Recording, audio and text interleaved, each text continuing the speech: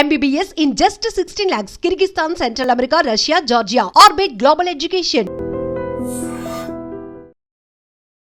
పొద్దున 5:30కి హాస్పిటల్కి వస్తే ఆయన ఇంటికి వెళ్ళేసరికి 11:30. రోజుకి మినిమం 120 మంది పేషెంట్స్ ని ఓపీలో చూస్తూ 10 to 20 యావరేజ్ గా మాట్లాడుతున్నాను. సర్జరీస్ చేయడం ఆయన ప్రత్యేకత. None other than doctor Mohan Vamsi గారు ఉన్నారు మనతో ఇవాళ సూపర్ డాక్టర్ సిరీస్ తో. సార్ నమస్తే.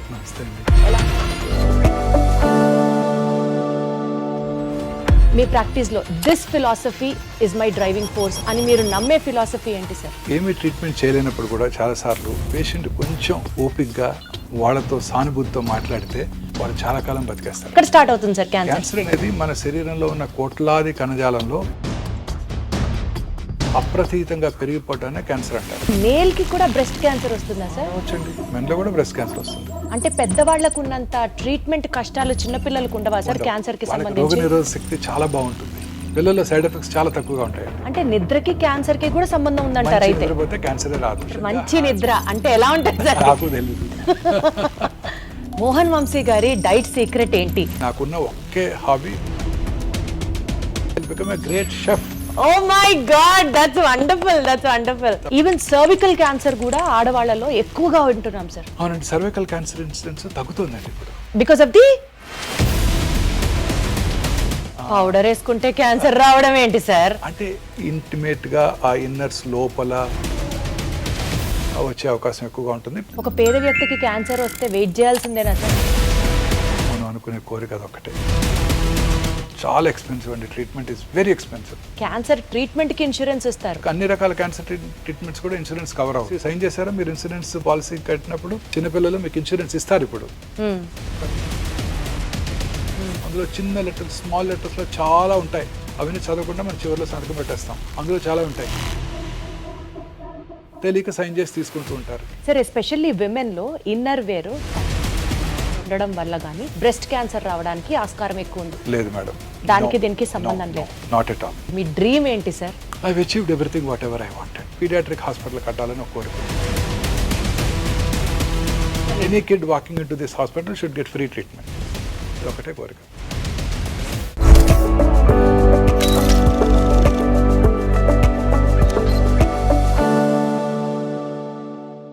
పొద్దున 5:30కి హాస్పిటల్కి వస్తే ఆయన ఇంటికి వెళ్ళేసరికి 11:30.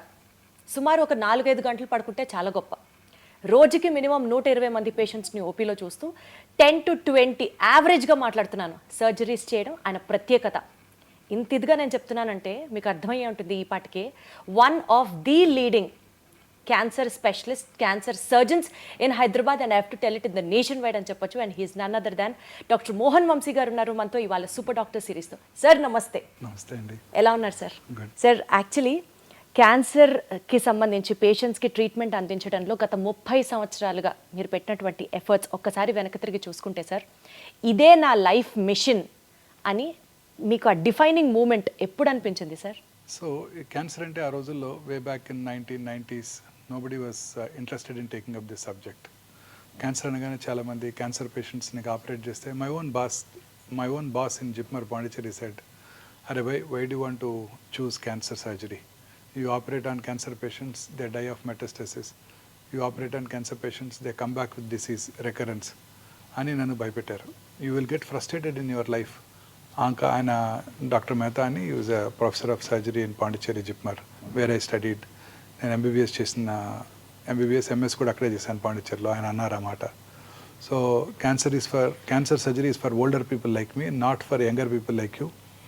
నువ్వు చాలా ఫ్రస్ట్రేషన్కి గురవుతావు వీళ్ళందరినీ చూసి, క్యాన్సర్ తిరిగి రావటం, క్యాన్సర్ పేషెంట్స్ చనిపోవటం చూసి అని ఆ రోజుల్లో అన్నారు నాతో. అయినప్పటికీ I was very keen cancer surgery చేయాలని ఆ రోజుల్లోనే అనుకున్నాను అనమాట, వే బ్యాక్ ఇన్ 1990s. ఎందుకు సార్ ఆయన మిమ్మల్ని డిమోటివేట్ చేసిన? Why only cancer? ఆ రోజుల్లో క్యాన్సర్ ప్రోగ్నోసిస్ అలానే ఉండేది. క్యాన్సర్కి ఇంత అడ్వాన్స్ ట్రీట్మెంట్స్ ఉండేవి కావు. సో ఆ రోజుల్లో అక్కడ పాండిచేరిలో క్యాన్సర్ ఇన్సిడెన్స్ కూడా చాలా ఎక్కువ ఉండేది. క్యాన్సర్ పేషెంట్స్ ఎక్కువగా జిప్మర్ పాండిచేరికి వచ్చేవాళ్ళు అనమాట. So it was challenging. It was very challenging. Major surgeries, 6 to 8 hour surgeries, ఒక ఆర్గన్ని తీసేయటం, ఆ తర్వాత వాళ్ళని జాగ్రత్తగా రేడియేషన్, కీమోథెరపీ ఇవ్వడం చాలా ఛాలెంజింగ్గా ఉండేది. So that was very interesting to me. So అందుకే ఎంఎస్ అయిపోగానే ఇమీడియట్గా నేను అడిఆర్ క్యాన్సర్ ఇన్స్టిట్యూట్ ఎంట్రన్స్ రాసి అక్కడ సీట్ తెచ్చుకోవడం, MCH surgical oncology prestigious institute in the country, cancer institute అడియార్లో నేను నా పోస్ట్ గ్రాడ్యుయేషన్ చేయడం జరిగింది. Sir cancer treatment, cancer prognosis మీరు చెప్పినట్లు చాలా ఛాలెంజింగ్గా ఉన్నప్పటికీ ఈక్వల్గా టైరింగ్గా కూడా అనిపించిందా సార్ ఎప్పుడన్నా? Very tiring madam. చాలాసార్లు చాలా ఫ్రస్ట్రేటింగ్గా కూడా ఉంటుంది. ఎంతో కష్టపడి ఆపరేషన్ చేస్తాము, దానికి కీమోథెరపీ ఇస్తాము, రేడియోథెరపీ ఇస్తాము, ఫస్ట్ ఫాలోఅప్లోనే జబ్బు తిరిగి రావడం జరుగుతుంది. మా సీనియర్ సర్జన్ ఒక ఆయన చెప్పారు, the unpredictable biological behaviour of the cancer makes the most predictable treatment unpredictable. అంటే మనం ఎంతో కష్టపడి ఆ క్యాన్సర్ బిహేవియర్ ఎలా ఉంటుందంటే మనం అసలు ప్రెడిక్ట్ చేయలేము. ఎంతో కష్టపడి దానికి మనం వైద్యం చేసినప్పటికీ కూడా తిరిగి వస్తుంటాయి. అప్పుడు చాలా ఫ్రస్ట్రేటింగ్గా ఉంటుంది, డిప్రెసింగ్గా కూడా ఉంటుంది. ఏంటి సార్ యూజువల్గా ఒక పేషెంట్ బాధతో డాక్టర్ దగ్గరికి వస్తారు, కానీ డాక్టర్కి కూడా డిప్రెషన్ ఉంటుంది, డాక్టర్ కూడా ఫ్రస్ట్రేటెడ్గా ఫీల్ అవుతారు, డాక్టర్ కూడా స్ట్రెస్ ఫీల్ అవుతారు అని చాలా తక్కువ మంది అర్థం చేసుకుంటారు. Quite stressful to doctors and cancer surgeons. Absolutely sir, I agree. చాలాసార్లు తిరిగి వచ్చినప్పుడు వాళ్ళకన్నా మాకు ఎక్కువ బాధ ఉంటుంది. అంటే వాళ్ళకు ఉండదని కాదు, మాకు కూడా డిప్రెసింగ్గా ఉంటుంది. రిపోర్ట్ వచ్చినప్పుడు వాళ్ళు పోస్ట్ ఫాలోఅప్ వస్తారు, మార్నింగ్ వాళ్ళని ఎగ్జామిన్ చేసి స్కాన్ రాయడం జరుగుతుంది. ఆ స్కాన్ రిపోర్ట్ తీసుకొచ్చినప్పుడు మేము కూడా మనసులో అమ్మో దేవుడా వీడికి వీడికి రికరెన్స్ రాకూడదు అనుకొని ఓపెన్ చేస్తుంటారు రిపోర్ట్. మేము కూడా మాకు కూడా చాలా టెన్షన్తో ఉంటుంది. ఎట్లా sir, how do you deal with all this stress sir? Being a doctor, ఇంకొకళ్ళకి ఆన్సర్ చెప్పాలి, ఈక్వల్గా మీకు స్ట్రెస్ ఉంటుంది, మీలో కూడా హ్యూమన్ యాంగిల్ ఉంటుంది. డెఫినెట్గా apart from all these things ఒక వందల సంఖ్యలో పేషెంట్స్ ని రోజు చూస్తూ ఉంటారు. ఏంటి సార్ మీకు మోటివేషన్ ఫ్యాక్టర్ ఏంటి? How do you destress your self? మనకి I enjoy this profession. So మనకు ఒక బాధ అంటూ ఏముండదు. ఇప్పుడు if you don't like some profession and you have to work, మనం పని చేయాలంటే మనకి స్ట్రెస్ఫుల్గా ఉంటుంది. ఇది నాకు పని చేయడమే హాబీ. నాకు ఇది స్ట్రెస్ఫుల్గా ఉండదు. ఇది రోజు మార్నింగ్ ఓపీకి వెళ్ళి 100 పేషెంట్స్ చూస్తే నాకు చాలా హ్యాపీగా ఉంటుంది. That it self is meditation for me. This is what the younger generation has to learn from you sir. 8 o'clock ఓపీకి వెళ్తే 1 o'clock అయ్యే వరకు టైం తెలియదు. కడుపులో కొంచెం ఆకలి స్టార్ట్ అయితే 1 o'clock అప్పుడు 1 అయిందా అని టైం చూస్తాను. అద్భుతం సార్, అందుకనే మీరు దేవుడు. టైం తెలియదు మాకు. రైట్ సార్, అక్కడ చూస్తూనే ఉంటాను హ్యాపీగా. సార్ పాండిచ్చేరి నుంచి మీరు చేసినటువంటి ఇంటర్నేషనల్ స్టడీస్, అక్కడ ప్రాక్టీస్ చేయడం, ఆ యూనివర్సిటీస్కి వెళ్ళడం, ఫ్రాన్స్ కూడా వెళ్ళి చదువుకున్నారు.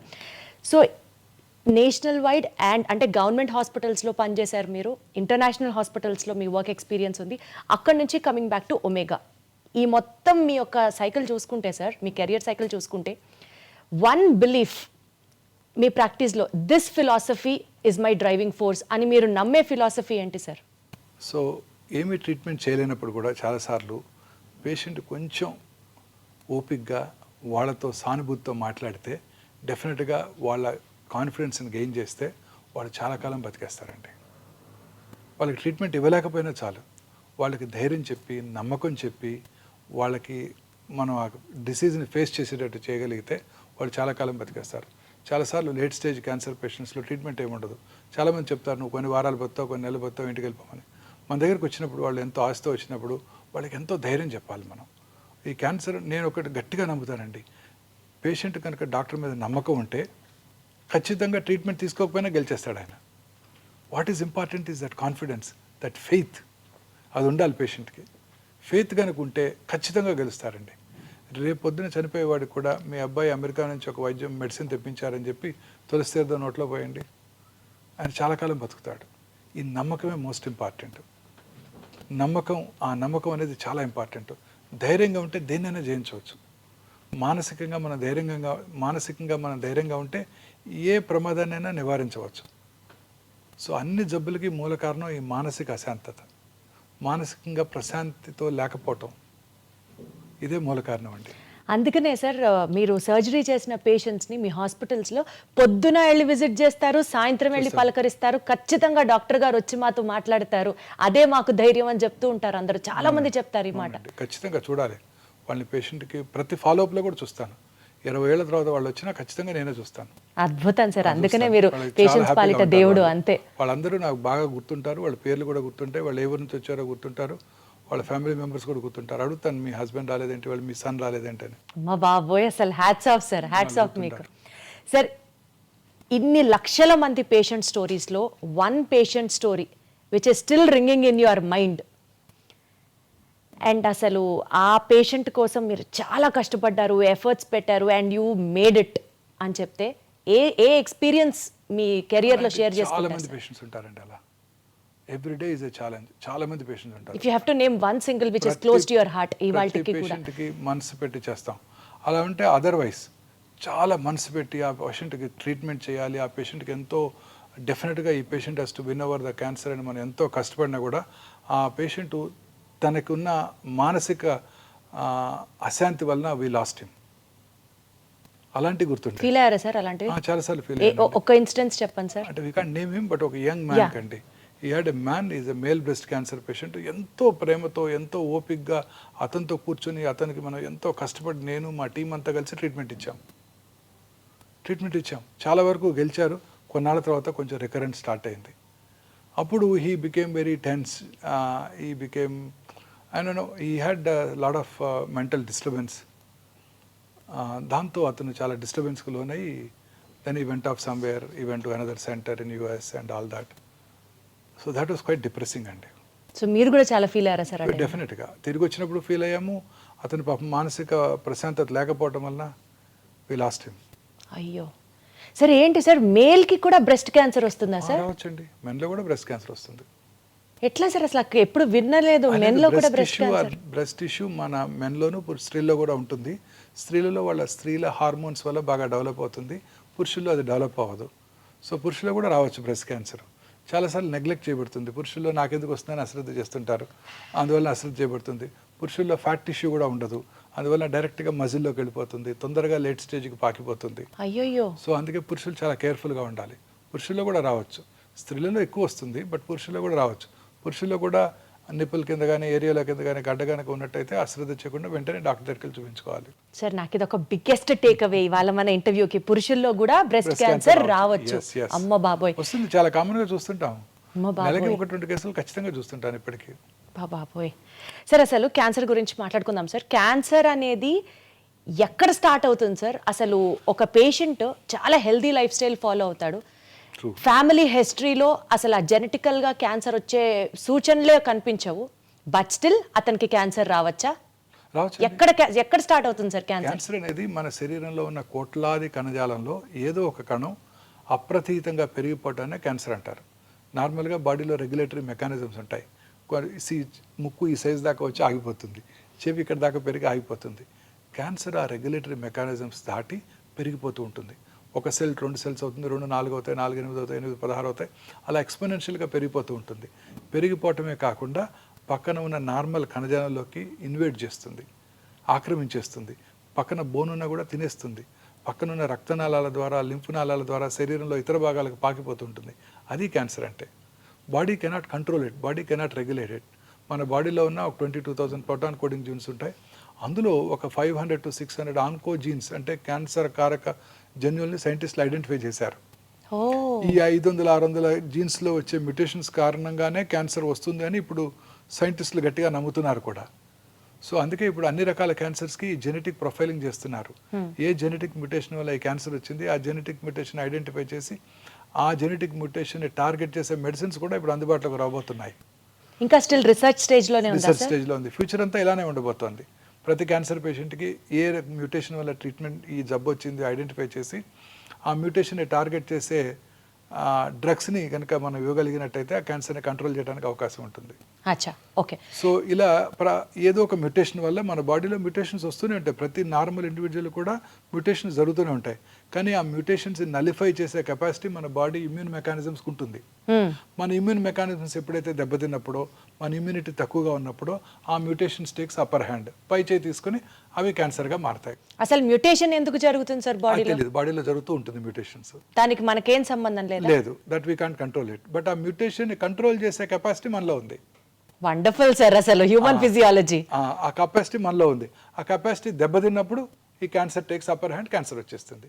సో ఆ మ్యూటేషన్ని నలిఫై చేసే, మ్యూటేషన్ని నిలుపుదల చేసే కెపాసిటీ మన బాడీ యొక్క రోగనిరోధక శక్తి. మన బాడీ రోగనిరోధక శక్తి ఎప్పుడు బాగుంటుంది?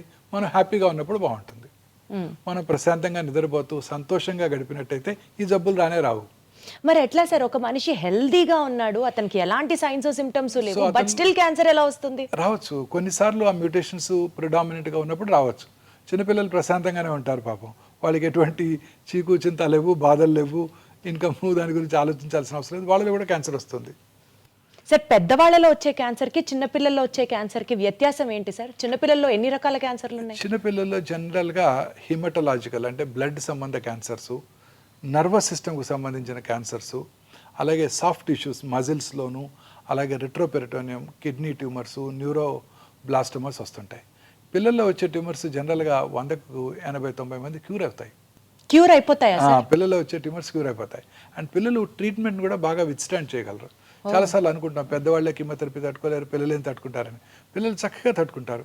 వాళ్ళు ఆడుతూ పాడుతూ కీమోథెరపీ తీసుకుని వెళ్ళిపోతుంటారు, చక్కగా చదువుకుంటూ ఉంటారు కూడా హాస్పిటల్లోనే. అంటే పెద్దవాళ్ళకు ఉన్నంత ట్రీట్మెంట్ కష్టాలు చిన్నపిల్లలకు ఉండవా సార్ క్యాన్సర్కి సంబంధించి? రోగనిరోధక శక్తి చాలా బాగుంటుంది, వాళ్ళు చక్కగా రికవర్ అవుతారు. వాళ్ళు ట్రీట్మెంట్ యొక్క సైడ్ ఎఫెక్ట్స్ బాగా తక్కువగా ఉంటాయి వాళ్ళలో, వాటిని కూడా బాగా ఫేస్ చేయగలరు వాళ్ళు. పిల్లల్లో సైడ్ ఎఫెక్ట్స్ చాలా తక్కువగా ఉంటాయండి. Nice sir. సార్ ఇప్పుడు పెద్దవాళ్ళలో క్యాన్సర్ రావడానికి మీరు అన్నట్లుగా జెనెటిక్ మ్యుటేషన్ అనేది అది అప్పర్ హ్యాండ్ ప్లే చేస్తుంది, అర్థమైంది సార్ నాకు. అది కాకుండా ఇప్పుడు మనము డైట్ రిలేటెడ్ అని చెప్పాలా, లేకపోతే smoking life style habit related అని చెప్పాలా, వైరస్ రిలేటెడ్ అని చెప్పాలా, లేకపోతే ఫైనల్లీ ఫ్యామిలీ హిస్టరీలో ఉంది కాబట్టి వీళ్ళకి కూడా వచ్చేస్తుంది అని చెప్పాలా? How do you have to see the? అన్నీ చెప్పొచ్చండి. మన బాడీలో 2 రకాల కారణాలు ఉన్నాయండి క్యాన్సర్ అవడానికి. ఒకటి జెనెటిక్ ప్రెడిస్పోజిషన్, అది మనం ఏం చేయలేము. BRCA1 BRCA2 మ్యూటేషన్ అంటారు, వినే ఉంటారు. మిస్ యాంజెలినా జోలీ వారి తల్లి గారికి ట్రిపుల్ నెగిటివ్ బ్రెస్ట్ క్యాన్సర్ ఉన్నట్టయితే వారు కూడా 2011లోనే ఆ టెస్ట్ చేయించుకున్నారు. వారికి ఆ మ్యూటేషన్ వారిలో ఉంది కాబట్టి వారు క్యాన్సర్ రాకముందే 2 బ్రెస్ట్లు 2 ఓవరీలు తీయించేసుకున్నారు. అలా రకరకాల రెట్ మ్యూటేషన్ అని మెడులరీ కార్సినోమా, థైరాయిడ్కి, ఫెమిలియల్ ఎడినోమాటస్ పాలిపోసిస్ కొని అని, కోలన్ క్యాన్సర్కి మ్యూటేషన్స్ ఉన్నాయి. ఆ మ్యూటేషన్స్ని కనుక ఉన్నట్టయితే వాళ్ళు ఖచ్చితంగా క్యాన్సర్ వస్తుంది. ఆ మ్యూటేషన్ ఐడెంటిఫై చేసి క్యాన్సర్ రాకుండా ముందుగానే సర్జరీ కూడా చేసే ఫెసిలిటీ ఉంది వాళ్ళందరికీ. ఇవి జెనెటిక్ మ్యూటేషన్స్. ఇవి కాక ఎన్విరాన్మెంటల్ ఫ్యాక్టర్స్. ఎన్విరాన్మెంటల్ ఫ్యాక్టర్స్లో ఇవి మీరు చెప్పినవన్నీ, లైఫ్ స్టైలు, అందులో ఇంక్లూడింగ్ ఫుడ్, దురలవాట్లు, తర్వాత మన చుట్టూ ఉండే ప్లాస్టిక్స్, ఎన్విరాన్మెంటల్ పొల్యూషను, ఇవన్నీ దోహదం చేస్తాయి క్యాన్సర్ రావడానికి. సో ఉదాహరణకి లైఫ్ స్టైల్ తీసుకున్నట్టయితే ముఖ్యంగా దురలవాట్లు. స్మోకర్స్లో మనందరికీ తెలుసు ఎటువంటి క్యాన్సర్స్ వస్తాయో. స్మోకింగ్ చేసిన ఫ్యూ సెకండ్స్లోనే ఆ స్మోక్లో ఉన్న, టొబాకోలో ఉన్న 400-500 కార్సినోజన్స్ అంటే క్యాన్సర్ కారక పదార్థాలు మన బ్లడ్లోకి వెళ్ళి బాడీలో అన్ని భాగాల్లోనూ క్యాన్సర్ కలగజేస్తాయి. ఆల్కహాల్ తీసుకునే వాళ్ళలో కూడా క్యాన్సర్ వచ్చే అవకాశాలు ఎక్కువగా ఉంటాయి. ఈ రెండే కాకుండా ఇంకా మిగతా దురలవాట్ల వల్ల కూడా అనేక రకాల క్యాన్సర్స్ వస్తున్నాయి. మనం తీసుకునే ఆహారము, ఈ processed foods, high fatty diet, low fibre diet, fresh fruits, greens తక్కువగా తీసుకుంటూ చాలామంది ఈ మధ్యకాలంలో ఈ కంటామినేటెడ్ ఆయిల్స్తో ప్రాసెస్డ్ ఫుడ్స్, రకరకాల ప్రిజర్వేటివ్స్, తర్వాత కలరింగ్ ఏజెంట్స్ వాడుతున్నారు. వీటన్నిటి వల్ల కూడా క్యాన్సర్ వస్తుంది. అవే కాక ఇంకా pollution, environmental pollution, automobile pollution urban ఏరియాస్లో, తర్వాత thermal power plant, asbestos industry, aluminium factories, plastic ఇండస్ట్రీలో పనిచేసే వాళ్ళలోను, సిగరెట్ టొబాకో ఇండస్ట్రీలో పనిచేసే వాళ్ళలోను, వీళ్ళందరి దగ్గర కూడా క్యాన్సర్స్ వచ్చే అవకాశాలు ఉంటాయి. ఫెర్టిలైజర్ ప్లాంట్స్లోను. సార్ ఇప్పుడు మీరు చెప్పినటువంటి రీజన్స్ అన్నిటితో పాటు ఎక్కడో విన్నాను సార్, బయటికి వెళ్తే పొల్యూషన్కి మనము పొల్యూషన్లో ఉన్నప్పుడు మనకి క్యాన్సర్ రావడానికి ఆస్కారం ఎక్కువ ఉంది because of the toxic substances. అవి కాకుండా ఇంట్లో మనం వాడే కెమికల్స్ బట్టి కూడా ఇండోర్లో ఉండే వాళ్ళకి కూడా క్యాన్సర్ రావడానికి చాలా కేసెస్ ఉన్నాయి అని విన్నాను. ఎంతవరకు కరెక్ట్ సార్ ఇది? తప్పనిసరిగానండి. అనేక రకాల కెమికల్స్, మనం వాడే టూత్పేస్ట్, మనం వాడే షాంపూస్, మనం వాడే సోప్స్, మనం వాడే ఇంట్లో వాడే food substances, floor clearance, disinfectants లో కూడా రిపెల్లెంట్స్, ఇవన్నీ మనం నేచర్తో ఫైట్ చేస్తున్నామండి. మార్నింగ్ లేవగానే synthetic toothpaste, plastic tooth brush, plastic bucket, hot water. Toothpaste కి క్యాన్సర్ కి సంబంధం ఉందా సార్? అన్ని రకాలుగానండి. అన్ని రకాల కెమికల్స్ వల్ల కూడా క్యాన్సర్స్ వస్తాయి. మనం వాడే టూత్పేస్ట్, మనం వెళ్ళి కార్లో కూర్చోగానే ఆ కార్లో ఉన్న ఇంటీరియర్, ప్లాస్టిక్ ఇంటీరియర్, ఆ స్మోక్కి ఆ ప్లాస్టిక్ మైక్రో ప్లాస్టిక్స్ అని మనం ఇన్హేల్ చేస్తాం. ప్లాస్టిక్ వాటర్ బాటిల్లో వాటర్ తాగుతాం. ఇవన్నీ కూడా క్యాన్సర్ కారకాలేనండి. సరే అసలు ఏ తీసుకున్నా అదే. చాలాసార్లు నేను ఇవన్నీ చెప్పినప్పుడు ప్రజలు అంటుంటారు, మరి ఏం తిని బతకాలి, ఏం తాగి బతకాలని. అసలు మనిషికి ప్లాస్టిక్ కి ఎంత క్లోజ్ అటాచ్మెంట్ ఉంది సార్. ప్లాస్టిక్ లేని లైఫ్ ఊహించుకోవడం కూడా ఇంపాసిబుల్ అనిపిస్తుంది. చూడండి, మీరు పాత సినిమాలు చూసినట్టయితే, పాత ఇంగ్లీష్ సినిమాలు 30-40 years 50 years బ్యాక్ కూడా ఇంగ్లీష్ సినిమాలు చూస్తే, వాళ్ళు మార్కెట్కి వెళ్ళినప్పుడు వాళ్ళు they never carrying plastic bags, they were carrying only paper bags. వాళ్ళు పేపర్ బ్యాగ్స్ ఇలా క్యారీ చేయడం కదా, ఇలా పట్టుకొని తీసుకొస్తుంటారు అందులో మూవీస్లో. చూడండి, 50 years బ్యాకే అక్కడ అవేర్నెస్ స్టార్ట్ అయింది. మనం ఇంకా కూడా ప్లాస్టిక్సే వాడుతున్నాం. సార్ ఫుడ్ గ్రేడ్ ప్లాస్టిక్స్ అంటున్నాం కదా సార్. ఆ ప్లాస్టిక్స్ చాలా మంచివి అని కదా సార్ వాడతారు. అలానే లేదండి, సింగిల్ యూజ్ ప్లాస్టిక్స్ అన్ని డేంజరస్ ఏనండి. బయోడిగ్రేడబుల్ ప్లాస్టిక్స్ అంటున్నాము. ఇంకా రాలేదు, ఇంకా వస్తాయంట అవి. చూడండి ఇప్పుడు కూడా మనం ఇప్పుడు మా సూపర్ మార్కెట్కి వెళ్తే మనకి ఇప్పుడు కూడా ప్లాస్టిక్ కంటైనర్తో ప్లాస్టిక్ బ్యాగ్తోనే మనకి ఇస్తున్నారు. అట్లీస్ట్ మనం ప్లాస్టిక్ బ్యాగ్ తీసుకెళ్ళినా సార్ సూపర్ బజార్స్లో ఇచ్చేటువంటి ఆ గ్రాసరీస్ అన్ని ప్లాస్టిక్లోనే ఫాయిల్ అయి ఉంటాయి కదా సార్. ఫాయిల్ అయి ఉంటాయి. ఇప్పుడు ఇవన్నీ స్లోగా అవన్నీ అవాయిడ్ చేయగలుగుతున్నాం కదండి. ఇప్పుడు చూడండి కొత్తగా చాలాసార్లు సూపర్ మార్కెట్లో ఈ కవర్స్ వేస్తున్నారు, మనం ఇలా క్యారీ చేసి తీసుకురావాల్సి వస్తుంది ఇప్పుడు. సో లైఫ్ స్టైల్లో ప్లాస్టిక్ని దూరంగా పెడితే క్యాన్సర్ని నివారించవచ్చు అట్లీస్ట్. ఎస్, డెఫినెట్గానండి. బట్ అది చాలా కష్టం. అది మన ఎంటైర్ మీరు అన్నట్టు మనతో పాటు ఆ ప్లాస్టిక్ కంప్లీట్గా మమేకం అయిపోయింది సార్, మనలో ఉంది కదా సార్. కరెక్ట్ వర్డ్ వాడారు. ఎస్ సార్ ఒక మాట చెప్పండి, ఇవాళ రోజుల్లో సెల్ ఫోన్ని చూడకుండా ఉండేవాళ్ళు అసలు లేరు. క్లోజ్ అఫినిటీ, ప్లాస్టిక్ ఎట్లా అయిపోయిందో సెల్ కూడా మన ఆత్మ అయిపోయింది. సెల్ ఫోన్ గనక ఎక్కువ వాడితే బ్రెయిన్ ట్యూమర్స్ వస్తుంది అని అంటున్నారు, అది నిజమేనా? ఎస్, ఓల్డెన్ డేస్లో ఈ పాత అంటే ఒక 10 years బ్యాక్ ఉన్న మొబైల్ ఫోన్స్లో రేడియేషన్ ఎక్స్పోజర్ ఎక్కువగా ఉండేది. ఇప్పుడున్న కొత్త ఫోన్స్లో ఆ రేడియేషన్ ఎక్స్పోజర్ లేదండి. దీనివల్ల బ్రెయిన్ ట్యూమర్స్ వచ్చే అవకాశాలు చాలా తక్కువ. ఇంతకుముందు ఉన్న ఫోన్స్ ఒక 10-15 years back cell phone start అయినప్పుడు వచ్చిన ఫోన్స్లో అది ఉండేది. పెరోటిడ్ ట్యూమర్స్ అలాగే బ్రెయిన్ ట్యూమర్స్ వచ్చే అవకాశాలు ఎక్కువగా ఉంటాయని అబౌట్ 2014లో WHO గైడ్లైన్స్ కూడా జారీ చేయడం జరిగింది. పిల్లలకి ముఖ్యంగా సెల్ ఫోన్స్ అవాయిడ్ చేయాలని కూడా వాళ్ళు చెప్పడం జరిగింది. అంటే సార్ ఇప్పుడు ఉన్నటువంటి స్మార్ట్ ఫోన్స్ అనాలా, కాస్ట్లీ ఫోన్స్ అనాలా? Smart phones. సో అంటే తక్కువ ఫోన్స్ లో ఇప్పటికీ రిస్క్ ఉంది? లేదండి, తక్కువే ఉంది రిస్క్. ఆ generation of phones have been now discontinued.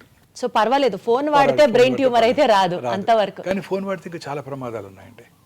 మీరు రాత్రిపూట మొబైల్ స్క్రీన్ చూస్తూ పడుకున్నారనుకోండి, రాత్రి 10 దాకా 11 దాకా, అది ఆ బ్లూ లైట్ మిమ్మల్ని డిస్టర్బ్ చేస్తుంది. సో మీ నిద్ర డిస్టర్బ్ అవుతుంది.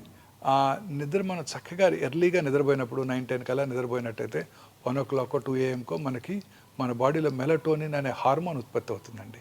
ఆ melatonin as a strong anti cancer properties, అనేక రకాల క్యాన్సర్స్ రాకుండా చేస్తుంది.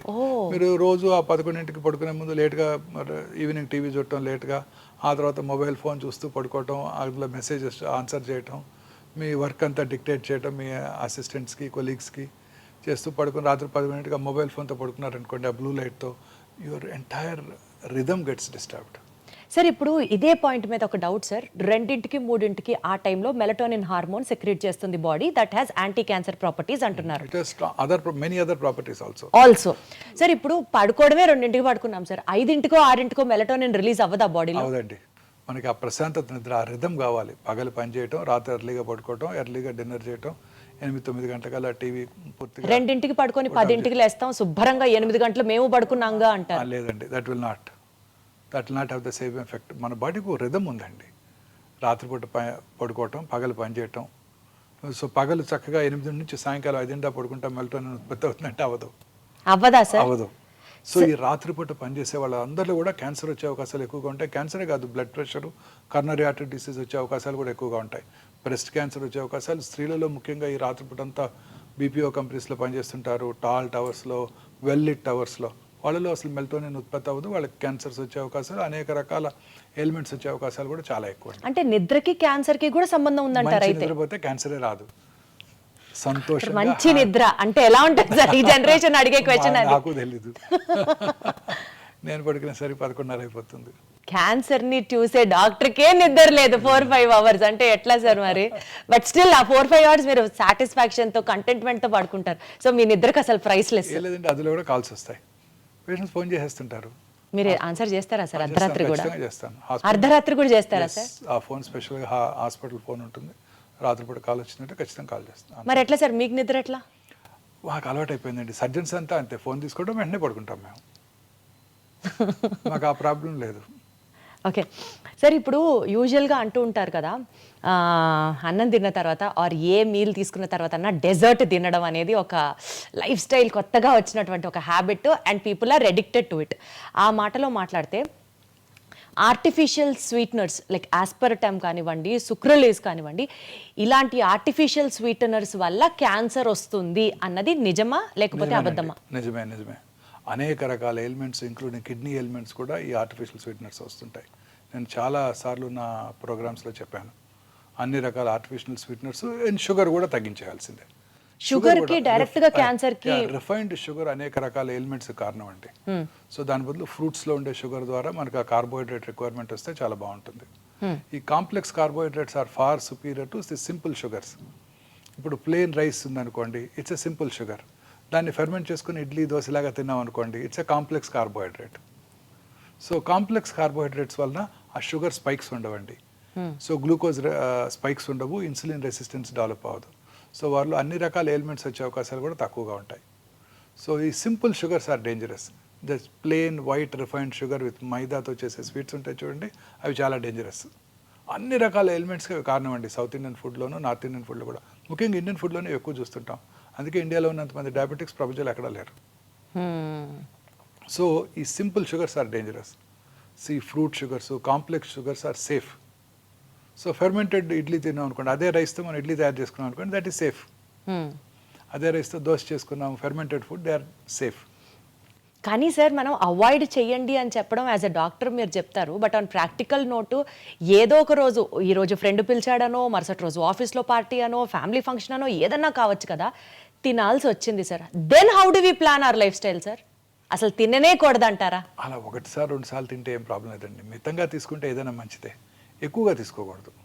మన లైఫ్ స్టైల్ మనం పూర్తిగా ఒక మంచి లైఫ్ స్టైల్లో ఉండాలంటే equally good amount of protein, good amount of carbohydrate, preferably unprocessed foods, natural sugars, natural ఫుడ్స్తో మనం అది చూసుకోవాల్సి ఉంటుంది. ఒక డైటరీ దీనికి అలవాటు పడిపోవాలి మనం. Morning good amount of fruits, తర్వాత some amount of nuts. Fruits కూడా ఒకేసారి ఫ్రూట్సే తినకూడదు, వాటితో పాటు కొంచెం నట్స్, కార్బోహైడ్రేట్ తీసుకుంటే షుగర్ స్పైక్స్ తగ్గిపోతాయి అన్నమాట. తర్వాత మనం తీసుకునే మధ్యాహ్నం మీల్లో కూడా ఐసీఎంఆర్ గైడ్లైన్స్ వచ్చేసాయి. 56% of our ailments are due to food consumption. Ailments itself are due to food consumption sir? Like for example if you have to explain. అన్ని రకాల ఎయిల్మెంట్స్కి ఫుడే కారణం అండి. సో మన ఫుడ్ అంటే ఎట్లా సార్, ఎట్లా ఫుడ్ ఇంటేక్ ఎయిల్మెంట్స్ కి ఎట్లా? అన్ని రకాల అంటే ఏ ఎయిల్మెంట్ అయినా కూడా అండి, మనకు ఉదాహరణ కర్నరీ ఆర్టరీ డిసీజ్ కానివ్వండి, మన ఇంప్రూవ్డ్ సెర్బ్రోవాస్కులర్ యాక్సిడెంట్స్ కానివ్వండి, అల్జీమర్స్ డిసీజ్ కానివ్వండి, అన్నిటికీ కూడాను మనం తీసుకునే ఆహారమే ముఖ్యమండి. మనం చక్కగా ఫ్రెష్ ఫ్రూట్స్, వెజిటబుల్స్ ఎక్కువగా తీసుకుంటూ, ప్రాసెస్ ఫుడ్స్, రెడ్ మీట్ అవి తక్కువగా తీసుకుంటూ, హెల్దీ ఫుడ్ అంటే ఫుడ్స్ అవి రెగ్యులర్గా కన్జ్యూమ్ చేస్తూ, గ్రీన్స్ అవి ఎక్కువగా తీసుకుంటూ, రెగ్యులర్గా ఎక్సర్సైజ్ చేస్తూ, దురలవాట్లకు దూరంగా ఉంటూ, లీన్ బాడీ మాస్ మెయింటైన్ చేస్తే అన్ని రకాల ఎలిమెంట్స్కి దూరంగా ఉండొచ్చు. మోహన్ వంశీ గారి డైట్ సీక్రెట్ ఏంటి, ఫిట్నెస్ సీక్రెట్ ఏంటి అంటే ఏం చెప్తారు సార్? మీరు ఏం తింటారు సార్ చెప్పండి? నేను ఐఎమ్ నాట్ అంటే ఐఎమ్ ఏ ఫుడీ అండి. నాకున్న ఒకే హాబీ ఫుడ్ తింటమే. నాకున్న ఒకే హాబీ, నాకు ఇంకే హాబీ లేదు. సార్ ఏ యాంగిల్లో మీరు ఫుడ్ అని చెప్పాలి సార్, చెప్పండి. మీరు మూవీకి వెళ్ళాలని కోరుకుంటదు, టూర్ చేయాలని కోరుకుంటదు, యూరోప్ వెళ్ళాలని కోరుకుంటదు, ఒక ఫుట్బాల్ మ్యాచ్ చూడాలనో, క్రికెట్ మ్యాచ్ చూడాలని కోరుకుంటదు. My mind will be rotating around food if I'm not concentrating and seeing patients or reading or something like that. TV చూస్తే ఓన్లీ ఫుడ్ ప్రోగ్రామ్సే చూస్తాను, ఇంకేం చూడను. Sir, what does your healthy diet consist of? That's what we are more interested to know. I watch TV, I watch only food programs. నేను retire అయినాక I will become a great chef. Oh my God, that's wonderful. That's wonderful. తప్పనిసరిగా నేను వండుతారా sir అయితే? చేస్తానండి. ఏం చేస్తారు sir బాగా? ఏమైనా చేస్తాను, అన్నీ చేస్తాను. అమ్మో బాబోయ్. రిటైర్ అయినాక I will become a great chef అండి. Sir, you have to host a party and we would all come and taste your items, sir. Then definitely for sure. But otherwise, sir, taking on a serious note, what does your diet consist of? Morning fruits, nuts తీసుకుంటానండి, కొంత curd కూడా తీసుకుంటాను. Plain curd sir? Plain curd. Lunch టైంలో జనరల్గా ఒక పుల్కా or కొంచెం rice with dal ఖచ్చితంగా ఉంటుంది. I'm vegetarian for past 32 years. So దాల్ ఖచ్చితంగా ఉంటుంది. వెజిటబుల్స్, అన్ని రకాల వెజిటబుల్స్ తీసుకుంటానండి. Evening some amount 1 or 2 helpings of fruits తీసుకుంటాను. నైట్ ఎర్లీగా డిన్నర్ చేసేస్తాను 7 కల్లా. 7 దాటాక ఇంకా జనరల్గా ఏం తినకుండా ఉండడానికి ప్రయత్నిస్తాను. బట్ జనరల్గా ఐ సక్సీడ్. అర్లీగా ఇంటికి వెళ్తే తినాలనిపిస్తుంది, లేకపోతే 11కి వెళ్తే తినాలనిపించదు. ఇంకా పడుకుని నిద్రపోతాం కదా. ఖచ్చితంగా ఈ టైమ్స్ ఖచ్చితంగా నేను స్ట్రిక్ట్గా అదే టైంలో ఫుడ్ తీసుకుంటాను. మీరు వర్కౌట్ చేస్తారా సార్? అంటే జనరల్గా కొంచెం రోజుకు ఒక 10-15 minutes. నేను ఈ హాస్పిటల్లో రౌండ్స్ చేస్తానండి. మార్నింగ్ రౌండ్స్ అదే వాకింగ్. జనరల్గా 8,000 steps చేసేస్తాను మార్నింగ్. మీరు అది ఫాలో అవుతారా సార్? 8,000 steps, 10,000 సుమారుగా అంత అయిపోతుందండి. 8,000 steps అయిపోతాయి. మార్నింగ్ 8th floor నుంచి రౌండ్ స్టార్ట్ చేస్తే ఖచ్చితంగా అన్ని ఫ్లోర్స్ తిరుగుతాను. తర్వాత ఓపీలో కూడా నడిచే ఓపీ చూస్తుంటాను అంతా, 4 rooms లో. అందువల్ల ఆ స్టెప్స్ సరిపోతాయి. సో ఏదో ఒక బేసిక్ ఫిజికల్ యాక్టివిటీ అయినా ప్రతి ఒక్కరికి ఉండాలి. ఉండాలి డెఫినెట్గా. Right. Sitting is smoking, new smoking, movement is medicine. ఎంత బాగుంది సార్, ఎంత రిథమిక్ గా రైమింగ్ గా ఉంది. Sitting is new smoking, movement is medicine. Movement is medicine. Medicine. ఇప్పుడు అందరూ కూడా ఈ 24 అవర్స్ 18 అవర్స్ పనిచేస్తున్నారు. చాలామంది కూర్చొని పనిచేస్తుంటారు సిస్టమ్స్ ముందు. వాళ్ళందరికీ చాలా రకాల ఎలిమెంట్స్ వస్తుంటాయి. వాళ్ళందరికీ షార్ట్ వాక్స్, ప్రతి హాఫ్ అన్ అవర్కి ఒక 5 minutes వాక్ చేయడం, నుంచొని పని చేయడం, అవి కనుక అలవాటు చేసుకుంటే చాలా ఎలిమెంట్స్ తగ్గిపోతాయండి. బట్ సార్ వాకింగ్ చేస్తే నిజంగా మీరు నాకు 8,000 steps అన్నారని అడుగుతున్నా, 10,000 అడుగులు వేస్తే క్యాన్సర్ కి దూరం అని మనం యూజువలీ చూస్తూ ఉంటాం articles. Is it true sir? అవసరం కంటే ఎంతో కొంత వాకింగ్ చేస్తున్న వాళ్ళండి, ఎప్పుడు మూమెంట్ ఉంటూనే ఉండాలి. క్యాన్సర్ కి హెల్ప్ అవుతుందా సార్? అన్ని రకాల వాకింగ్ కి క్యాన్సర్ కి కనెక్షన్ ఉందా సార్? ఖచ్చితంగా. ఇప్పుడు కొత్తగా ఇంకొక అధ్యయనం చూశాను. అదేంటంటే బ్రెస్ట్ క్యాన్సర్ పేషెంట్స్లో పోస్ట్ ట్రీట్మెంట్ తర్వాత వాళ్ళు రెగ్యులర్గా ఫిజికల్లీ ఫిట్గా ఉన్నట్టయితే, రెగ్యులర్గా ఎక్సర్సైజ్ చేస్తుంటే క్యాన్సర్ తిరిగి వచ్చే అవకాశాలు కూడా తగ్గిపోతాయి అంటున్నారు. Okay okay okay okay sir, అసలు క్యాన్సర్లో ఎన్ని రకాలు ఉంటాయి సార్? ఆ అన్ని రకాల క్యాన్సర్స్ని మనం ముందరగానే ఐడెంటిఫై చేయొచ్చా సార్? క్యాన్సర్ అంటే మనం అనుకున్నట్టు ఏదో కణజాలం నుంచి క్యాన్సర్ రావచ్చండి. సో బ్రాడ్గా 2 రకాల క్యాన్సర్స్ చూస్తుంటాం. ఒకటి సాలిడ్ ఆర్గన్స్ అంటే బ్రెస్ట్, లంగ్, బోను, బ్రెయిన్, కోలను, స్టమక్ అనమాట. రెండోది హిమటలాజికల్ అంటే బ్లడ్ సంబంధ క్యాన్సర్స్. బ్లడ్ బాడీ అంతా ఉంటుంది కదండి. ఇవన్నీ జనరల్గా బోన్ మ్యారోలో తయారై బ్లడ్ క్యాన్సర్స్ ద్వారా మనకు మేనిఫెస్ట్ చేస్తాయి. సో ఈ 2 రకాల క్యాన్సర్స్ డిఫరెంట్గా ఉంటాయి అన్నమాట. ఈ సాలిడ్ ట్యూమర్స్కి ట్రీట్మెంట్ వేరుగా ఉంటుంది, హిమటలాజికల్ మెలిగ్నెన్సీస్కి ట్రీట్మెంట్ వేరుగా ఉంటుంది. హిమటలాజికల్ మెలిగ్నెన్సీ జనరల్గా కీమోథెరపీ, టార్గెటెడ్ థెరపీస్, ఇమ్యూనోథెరపీస్ ఉంటాయి. సాలిడ్ ట్యూమర్స్కి సర్జరీ, రేడియేషన్, కీమోథెరపీ అవి ఉంటుంటాయి అన్నమాట. సో ఈ క్యాన్సర్స్ అన్నీ కూడాను డిఫరెంట్ స్పెషలిస్ట్ వీటిని హ్యాండిల్ చేస్తుంటారు క్యాన్సర్కి. సో క్యాన్సర్ యొక్క బిహేవియర్ అనేది ట్యూమర్ యొక్క గ్రేడ్ని బట్టి ఆధారపడి ఉంటుంది. చాలామందికి ఒకే రకమైన క్యాన్సర్. ఒకసారి నాకు ఒక పేషెంట్ వచ్చారు, ఒక 20 years బ్యాక్ నేనే ఆ పేషెంట్కి బ్రెస్ట్ క్యాన్సర్ సర్జరీ చేశాను. అప్పుడు సర్జరీ అయిపోయిన వెంటనే అది అప్పుడు oestrogen receptor, progesterone receptor positive breast cancer. Surgery అయిన వెంటనే వాళ్ళకి కొంచెం లోకల్ రేడియేషన్ ఇవ్వడం జరిగింది. ఆ రోజుల్లో చిన్న టెక్నాలజీ తక్కువగా ఉండేది, పెద్ద కాస్ట్లీ ట్రీట్మెంట్ ఉండేది కాదు. ఆ తర్వాత చిన్న ట్యాబ్లెట్ తీసుకున్నారు, 16 ఏళ్ళు 17 ఏళ్ళు బ్రతికేశారు. 17 ఏళ్ళ తర్వాత రెండో బ్రెస్ట్లో క్యాన్సర్ వచ్చింది. ఈసారి cancer oestrogen receptor, progesterone receptor negative cancer. అంటే హార్మోన్ థెరపీకి లొంగదని అర్థం, అగ్రెసివ్ ట్యూమర్ అని అర్థం. తర్వాత HER2 న్యూ రిసెప్టార్ అని ఇంకోటి ఉంటుంది, అది టార్గెటెడ్ థెరపీ, అది పాజిటివ్ వచ్చింది. సో ఈసారి సర్జరీ తర్వాత ఎక్స్పెన్సివ్ రేడియేషన్ ఇవ్వాల్సి వచ్చింది. లెఫ్ట్ సైడెడ్ క్యాన్సరు, కొంచెం స్పెషలైజ్డ్ రేడియేషన్, హార్ట్ని ప్రొటెక్ట్ చేయడానికి ఆ టార్గెటెడ్ థెరపీకి లక్షలు ఖర్చు అయింది. అయినా కానీ ఒక 2 yearsలో తిరిగి వచ్చేసింది. మళ్ళీ తిరిగి వచ్చింది అట్ సైడ్ కూడా. అర్రే. సో అప్పుడు పేషెంట్ నన్ను అడిగారు, అప్పుడేమో జస్ట్ ఒక 40-50,000 రూపీస్తో ట్రీట్మెంటే అయిపోయింది, 17 ఏళ్ళు హ్యాపీగా ఉన్నాను, ఇప్పుడు 40-50 lakhs ఖర్చు పెట్టాను, అయినా కానీ 2 yearsలో తిరిగి వచ్చింది డాక్టర్ గారు అని అడిగారు నన్ను. సో ప్రతి క్యాన్సర్ యొక్క బిహేవియర్ వేరుగా ఉంటుంది. So cancer behaviour is more important. Cancer grade అంటే tumour grade, tumour how aggressive the tumour is అనేది మనకి చాలా ఇంపార్టెంట్. ఎట్లా తెలుస్తుంది సార్? అది there are test for that. అచ్చా. ఎవ్రీ క్యాన్సర్కి ఏ రకమైన క్యాన్సర్స్ అగ్రెసివ్గా బిహేవ్ చేస్తే దానికి కావాల్సిన మార్కర్స్ ఉన్నాయి. ఉదాహరణకి breast cancer torrs, HER2 new receptor, proliferative index, అలా అన్ని క్యాన్సర్స్కి మార్కర్స్ ఉంటాయి. అట్లా కొన్ని క్యాన్సర్స్ అగ్రెసివ్గా బిహేవ్ చేస్తాయి, కొన్ని స్లోగా పెరుగుతూ ఉంటాయి. స్లోగా పెరిగే క్యాన్సర్ లేట్ స్టేజ్లో ఉన్నా చాలా కాలం బ్రతికేస్తారు. అగ్రెసివ్గా ఉండే క్యాన్సర్స్ ఎర్లీ స్టేజ్లో వచ్చినా తిరిగి వచ్చే అవకాశాలు ఎక్కువగా ఉంటాయి. జనరల్గా అది అగ్రెసివా నాన్ అగ్రెసివా అని కూడా టెస్ట్లో మనకు తెలుస్తుందా sir? Yes, very correct, true, very true, తెలిసిపోతుంది. Oh wow. సో జనరల్గా చిన్న వయసులో వచ్చే క్యాన్సర్స్ అంటే 20 to 40 years మధ్యలో వచ్చే క్యాన్సర్స్ అగ్రెసివ్గా ఉంటాయి, ఎక్సెప్ట్ థైరాయిడ్. పెద్ద వయసులో వచ్చే క్యాన్సర్ స్లోగా పెరుగుతాయి. థైరాయిడ్ క్యాన్సర్ కాదు కదా సార్? Except thyroid. థైరాయిడ్లో కూడా క్యాన్సర్స్ వస్తాయండి, very common.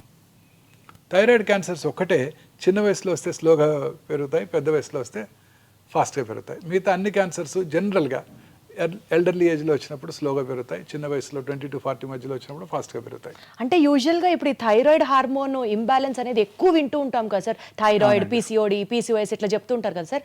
So thyroid deficiency or hyperactiveness of thyroid gland might also lead to cancer. లేదండి, అది వేరు, టోటలీ వేరు. ఇది ఫిజియలాజికల్. థైరాయిడ్ చాలామంది నాకు చెప్తుంటారు నాకు థైరాయిడ్ ఉందని. థైరాయిడ్ అందరికీ ఉంటుంది, కొన్నిసార్లు ఎక్కువ పని చేస్తుంది, హైపర్ ఫంక్షనింగ్ వేరు అన్నట్టు, కొన్నిసార్లు అసలు పని చేయదు. నడి వయసులో చాలా మంది లేడీస్లో ఈ ప్రాబ్లం చూస్తుంటాం, హైపోథైరాయిడిజం అంటాం. సో అది వేరు, అది టోటలీ డిఫరెంట్. థైరాయిడ్ గ్లాండ్లో క్యాన్సర్ రావటం వేరు. థైరాయిడ్ గ్లాండ్ యొక్క ఫంక్షన్కి క్యాన్సర్కి సంబంధం లేదు మేడం. థైరాయిడ్ గ్లాండ్లో నార్మల్ ఫంక్షనింగ్ థైరాయిడ్లో కూడా చిన్న లంప రావటం, లోవర్ పార్ట్ ఆఫ్ ద నెక్లో ఎక్కడ లంప్ వచ్చినా ఇమీడియట్గా అశ్రద్ధ చేయకుండా మనం పరీక్ష చేయించుకోవాలి ఎవరైనా సరే. సార్ ఇందాక మీరు అన్నట్లుగా జీన్ మ్యూటేషన్ టెస్ట్ అని అన్నారు చూడండి, అంటే ఫ్యూచర్లో పలానా వ్యక్తికి క్యాన్సర్ వస్తుందా అని కూడా మనం ముందుగానే టెస్ట్ చేసుకొని చేయొచ్చా సార్?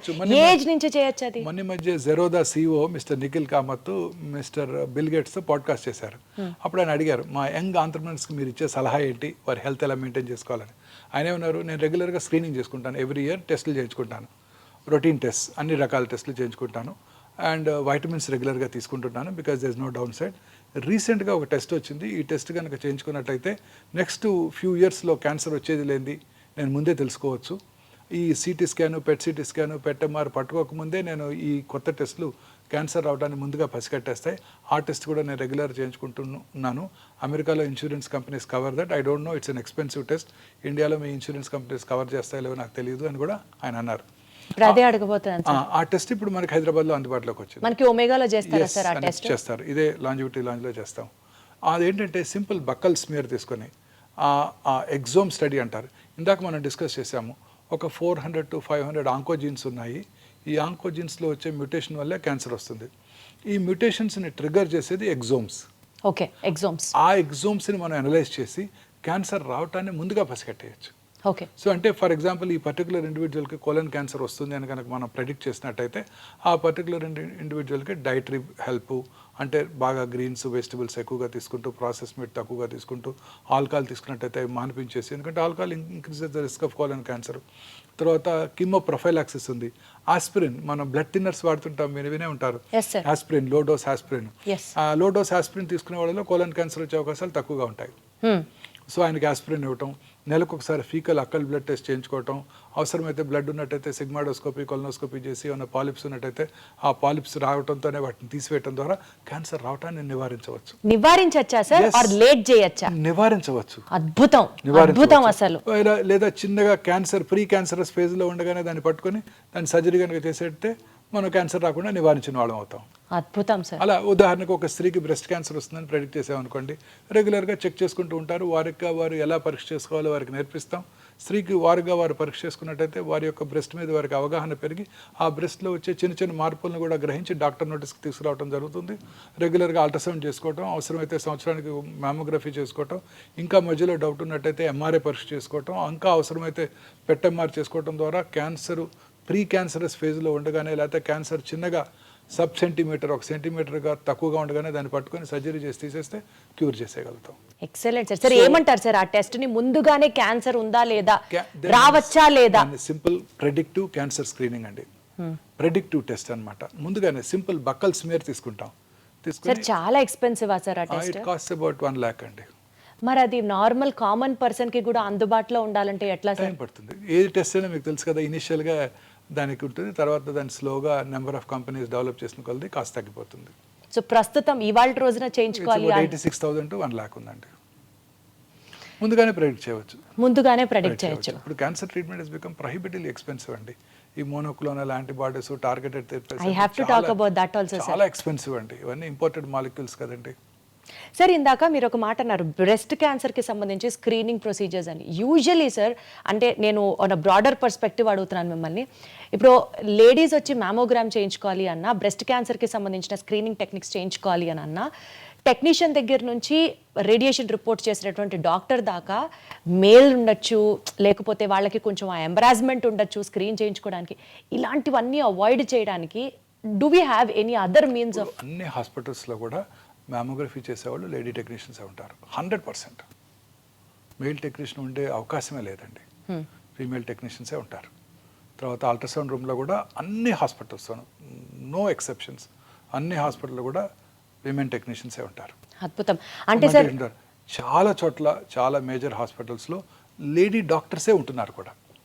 ఇప్పుడు మా దగ్గర మెగా బ్రెస్ట్ క్లినిక్లో 100% లేడీ సర్జన్ ఉంటారు, లేడీ రేడియాలజిస్ట్ ఉంటారు, లేడీ టెక్నీషియన్స్ ఉంటారు, లేడీ అల్ట్రాసౌండ్ దగ్గర కూడా నర్సెసే అసిస్టెంట్గా ఉంటారు 100%.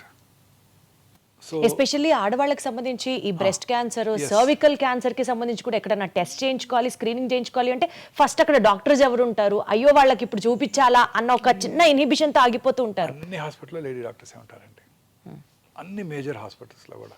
సార్ ఈ మధ్య కాలంలో రీసెంట్ ఇన్సిడెంట్స్ బ్రెస్ట్ క్యాన్సర్ ఎట్లయితే రేట్ పెరిగిపోయింది అని వింటున్నామో, బాగా పెరిగిపోయింది అని, ఈవెన్ సర్వికల్ క్యాన్సర్ కూడా ఆడవాళ్ళలో ఎక్కువగా వింటున్నాం sir.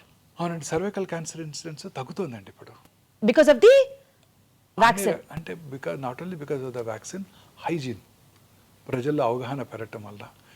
What is the most important cause for cervical cancer? Human papillomatous virus infection. ఈ వైరస్ ఇన్ఫెక్షన్ తేమ కలిగిన వాతావరణంలో, హ్యూమిడ్ ఎన్విరాన్మెంట్, కోస్టల్ ఏరియాస్లో ఎక్కువగా వ్యాప్తి చెంది అక్కడ వాళ్ళకి socially and economically backward sections of the సొసైటీలో హైజీన్ మీద అవగాహన లేదు. డ్యూరింగ్ ఎస్పెషలీ పీరియడ్స్ టైంలో వారికి ఎలా హైజీనిక్గా ఉండాలి అన్న దాని మీద అవగాహన లేకపోవడంతో ఆ వైరస్ ఎక్కువగా వ్యాప్తి చెందుతోంది. అలాగే వారి సెక్షువల్ పార్ట్నర్స్ కూడా హైజీన్ మీద అవగాహన లేదు. చాలామందిలో మల్టిపుల్ సెక్షువల్ పార్ట్నర్స్ కూడా ఉండొచ్చు. వాళ్ళలో ఈ క్యాన్సర్ ఇన్సిడెన్స్ ఎక్కువ. ఇప్పుడు ఇవన్నీ కూడా బాగా తగ్గిపోయాయి. హైజీన్ మీద అందరికీ అవగాహన ఏర్పడింది. స్కూళ్ళలోనే పీరియడ్స్ టైంలో ఎటువంటి హైజీనిక్గా ఎలా ఉండాలో నేర్పుతున్నారు. శానిటరీ నాప్కిన్స్ అందుబాటులోకి వస్తున్నాయి అందరికీ కూడా. సో ఈ క్యాన్సర్ ఇన్సిడెన్స్ బాగా తగ్గిపోయింది. సర్వికల్ క్యాన్సర్ కి సంబంధించిన వ్యాక్సిన్ 4 years నుంచి ఇవ్వచ్చు అంట కదా సార్ పిల్లలకి? 10 years నుంచి ఇవ్వాలి.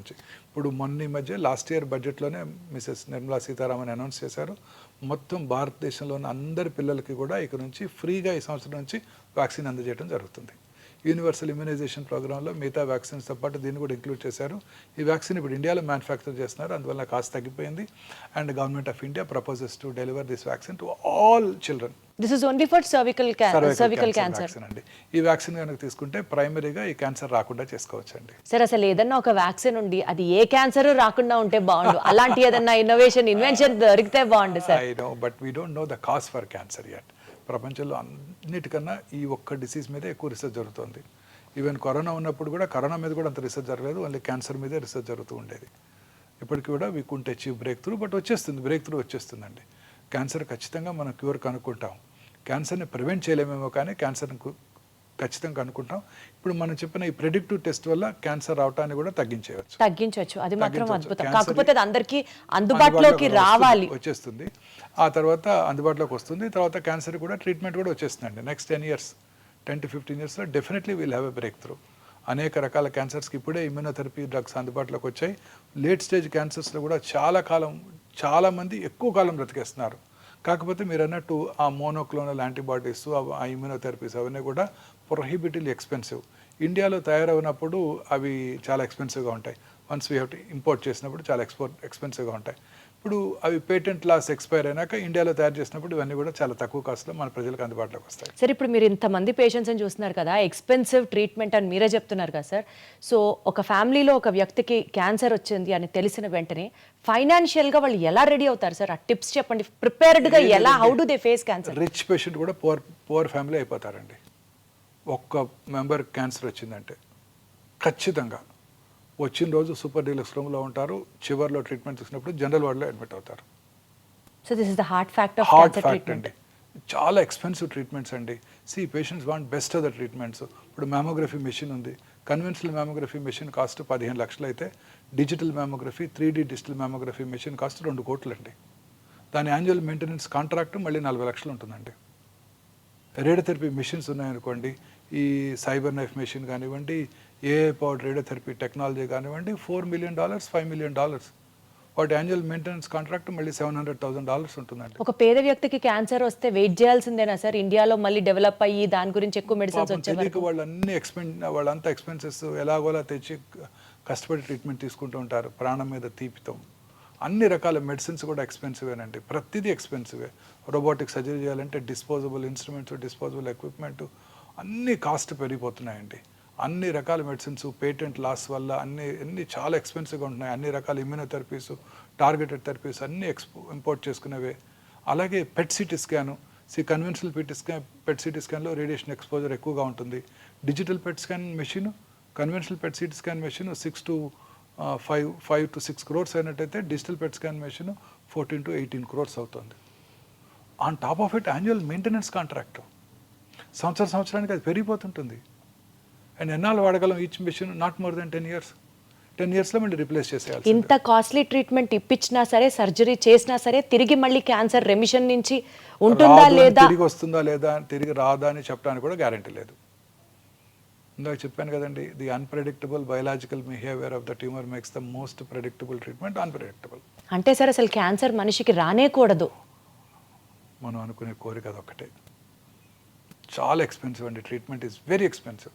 ప్రజలు తిట్టుకుంటూ ఉంటారు డాక్టర్స్ని, బట్ వాళ్ళే బెస్ట్ ట్రీట్మెంట్ కావాలనుకుంటూ ఉంటారు, వాళ్ళే అడుగుతారు.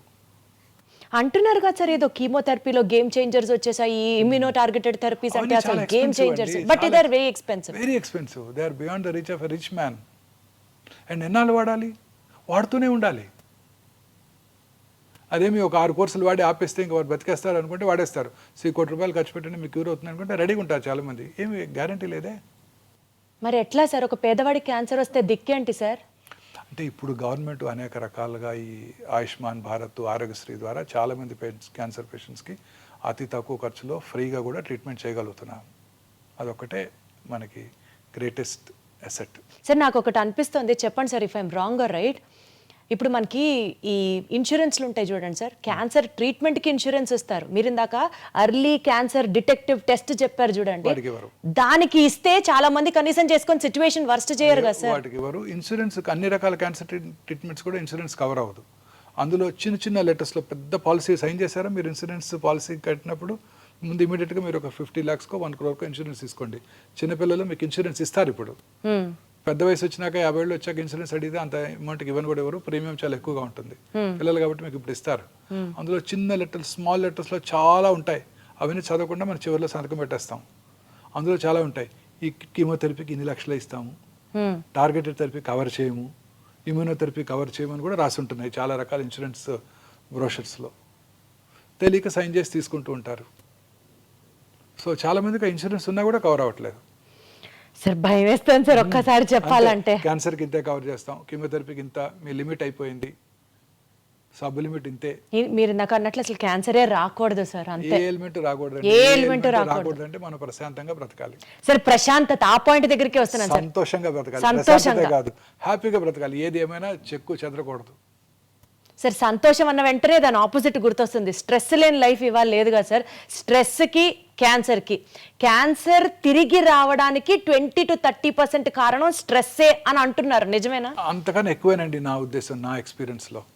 చాలా మంది ఇగ్నరెంట్ పేషెంట్స్ ఉంటారు, వారి హస్బెండో కొడుకో ట్రీట్మెంట్ తీసుకొస్తారు, హ్యాపీగా ట్రీట్మెంట్ తీసుకుంటారు, వెళ్ళిపోతారు. నన్ను అడుగుతారు బాగున్నానా డాక్టర్ అంటే, బాగున్నారంటే అంటే చాలా హ్యాపీ.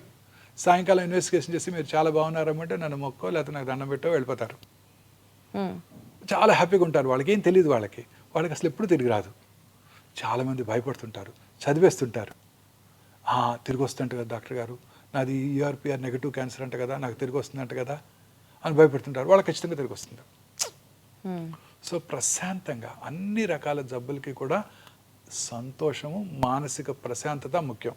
క్యాన్సర్ ఉందని తెలిస్తే ఎలా సంతోషంగా ఉంటారు సార్? మీకైనా అదే నేను చెప్పేది అదే. అందుకే చాలా మంది పేషెంట్ మనం ప్రిపేర్ చేయాలి. ఎంత లేట్ స్టేజ్ అయినా పేషెంట్కి మీరు చెప్పక్కర్లేదు, నా ఉద్దేశం అదే. నేను చాలాసార్లు అసలు ఎవరికి చెప్పను, అన్లెస్ వాళ్ళ రిలేటివ్స్ ఇన్సిస్ట్ చేస్తే తప్ప పేషెంట్కి చెప్పను. సో ఏం పర్లేదు, తగ్గిపోతుంది అనే ధైర్యం చెప్తాను. మీకు నిజం తెలుసు, నాకు తెలుసు, వాళ్ళ అటెండ్ ఫ్యామిలీ మెంబర్స్కి కూడా తెలుసు. కానీ అలాంటి వాళ్ళే they do very well. So మీరు నేను కూడా ప్రశాంతంగా ఉండాలి. మానసికంగా మనం ప్రశాంతంగా ఉంటే ఏ జబ్బులు రావు. ప్రశాంతత ఎక్కడ దొరుకుతుంది సార్? కేజీ ఎంత సార్ ప్రశాంతత? అది సంపాదించుకోగలటం మన గొప్పతనం మేడం. ఏది ఏమైనా మనం మాత్రం హ్యాపీగా ఉండాలి. ఎలాంటి ఆపద వచ్చినా మనం ప్రశాంతంగా ఉంటే దాన్ని గెలవచ్చు. సో ఉదాహరణకి చాలాసార్లు మీరు క్రికెట్ మ్యాచ్ చూస్తుంటారు, లాస్ట్ ఓవరు ఎవరు ప్రశాంతంగా ఆడితే వాళ్ళే గెలుస్తారు కదా. 20-20 మీరు ఎట్లా ఉంటారు sir despite of all so many stresses daily? మీ ప్రశాంతంగా మీరు ఏం చేస్తారు every day to be so peaceful? See, you have to be at this age. I'm 60 now, I crossed 60. నాకు ఇంకేం ఆందోళన ఉందండి? But otherwise also, sir, I've achieved whatever I wanted. I don't want anything else. I'm doing my job. I do రెగ్యులర్గా నా food మంచిగా చక్కగా తీసుకుంటాను, అన్ని రకాలుగా హ్యాపీగా ఉన్నాను, నాకు ఏ ప్రాబ్లమ్స్ లేవు. చాలాసార్లు నాకు ఇబ్బంది వచ్చేది, పేషెంట్కి సర్జరీ చేసాక ఏమైనా కాంప్లికేషన్స్ వచ్చాయనుకోండి, వాళ్ళు పెట్టే బాధే నాకు బాధ, లేకపోతే ఏముండదు. అన్ని రకాలుగా చెప్తాం, కొన్ని రకాల మేజర్ సర్జరీస్ చేసినప్పుడు కాంప్లికేషన్స్ రావచ్చు. కాంప్లికేషన్ రాకుండా ఏ సర్జన్ కూడా సర్జరీ చేయలేరు. ప్రపంచంలో బెస్ట్ ఆఫ్ ద టీమ్స్కి మేయో క్లినిక్లో అయినా, రాయల్ మాస్టన్ హాస్పిటల్ అయినా కాంప్లికేషన్స్ వస్తాయి సర్జరీ తర్వాత. పేషెంట్స్ ఆ కాంప్లికేషన్ వచ్చినప్పుడు రిలేటివ్స్ మాకు చాలా ఇబ్బంది పెడుతుంటారు. అలాంటి చిన్న చిన్న ఇబ్బందులు తప్ప నాకు ఏ రకమైన ఇబ్బంది నన్ను అసలు బాధ పెట్టదు నన్ను. అంటే మీరు మెడిటేషన్ చేస్తారా sir everyday? My OP is my meditation. చెప్పాను కదా 8 o'clock ఓపీలోకి వెళ్తే 1 వరకు టైమే తెలియదు నాకు, అసలు క్లాక్ ఉండదు. 1 o'clock రాగానే తెలుస్తుంది కొంచెం కడుపులో ఆకలేస్తుంటుంది.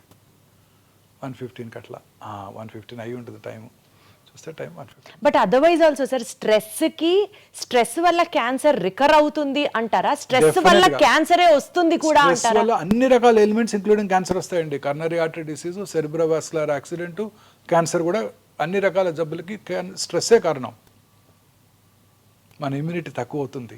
మనం ఎప్పుడైతే హ్యాపీగా లేనప్పుడో మన ఇమ్యూనిటీ తగ్గుతుంది. ఇమ్యూనిటీ తగ్గినప్పుడు ఈ మ్యూటేషన్స్ పైచేయి సాధిస్తాయి, they take upper hand. Coronary artery disease కానివ్వండి, కరోనా ఇన్ఫెక్షన్ కానివ్వండి, సెరిబ్రోవాస్కులర్ యాక్సిడెంట్ కానివ్వండి, క్యాన్సర్ కానివ్వండి, అన్ని రకాల ఎలిమెంట్స్కి స్ట్రెస్సే కారణం. ప్రశాంతంగా ఉంటే ఏ జబ్బు రాదు, ప్రశాంతంగా ఉంటే వైరల్ ఇన్ఫెక్షన్ వచ్చినా తొందరగా తగ్గిపోతుంది.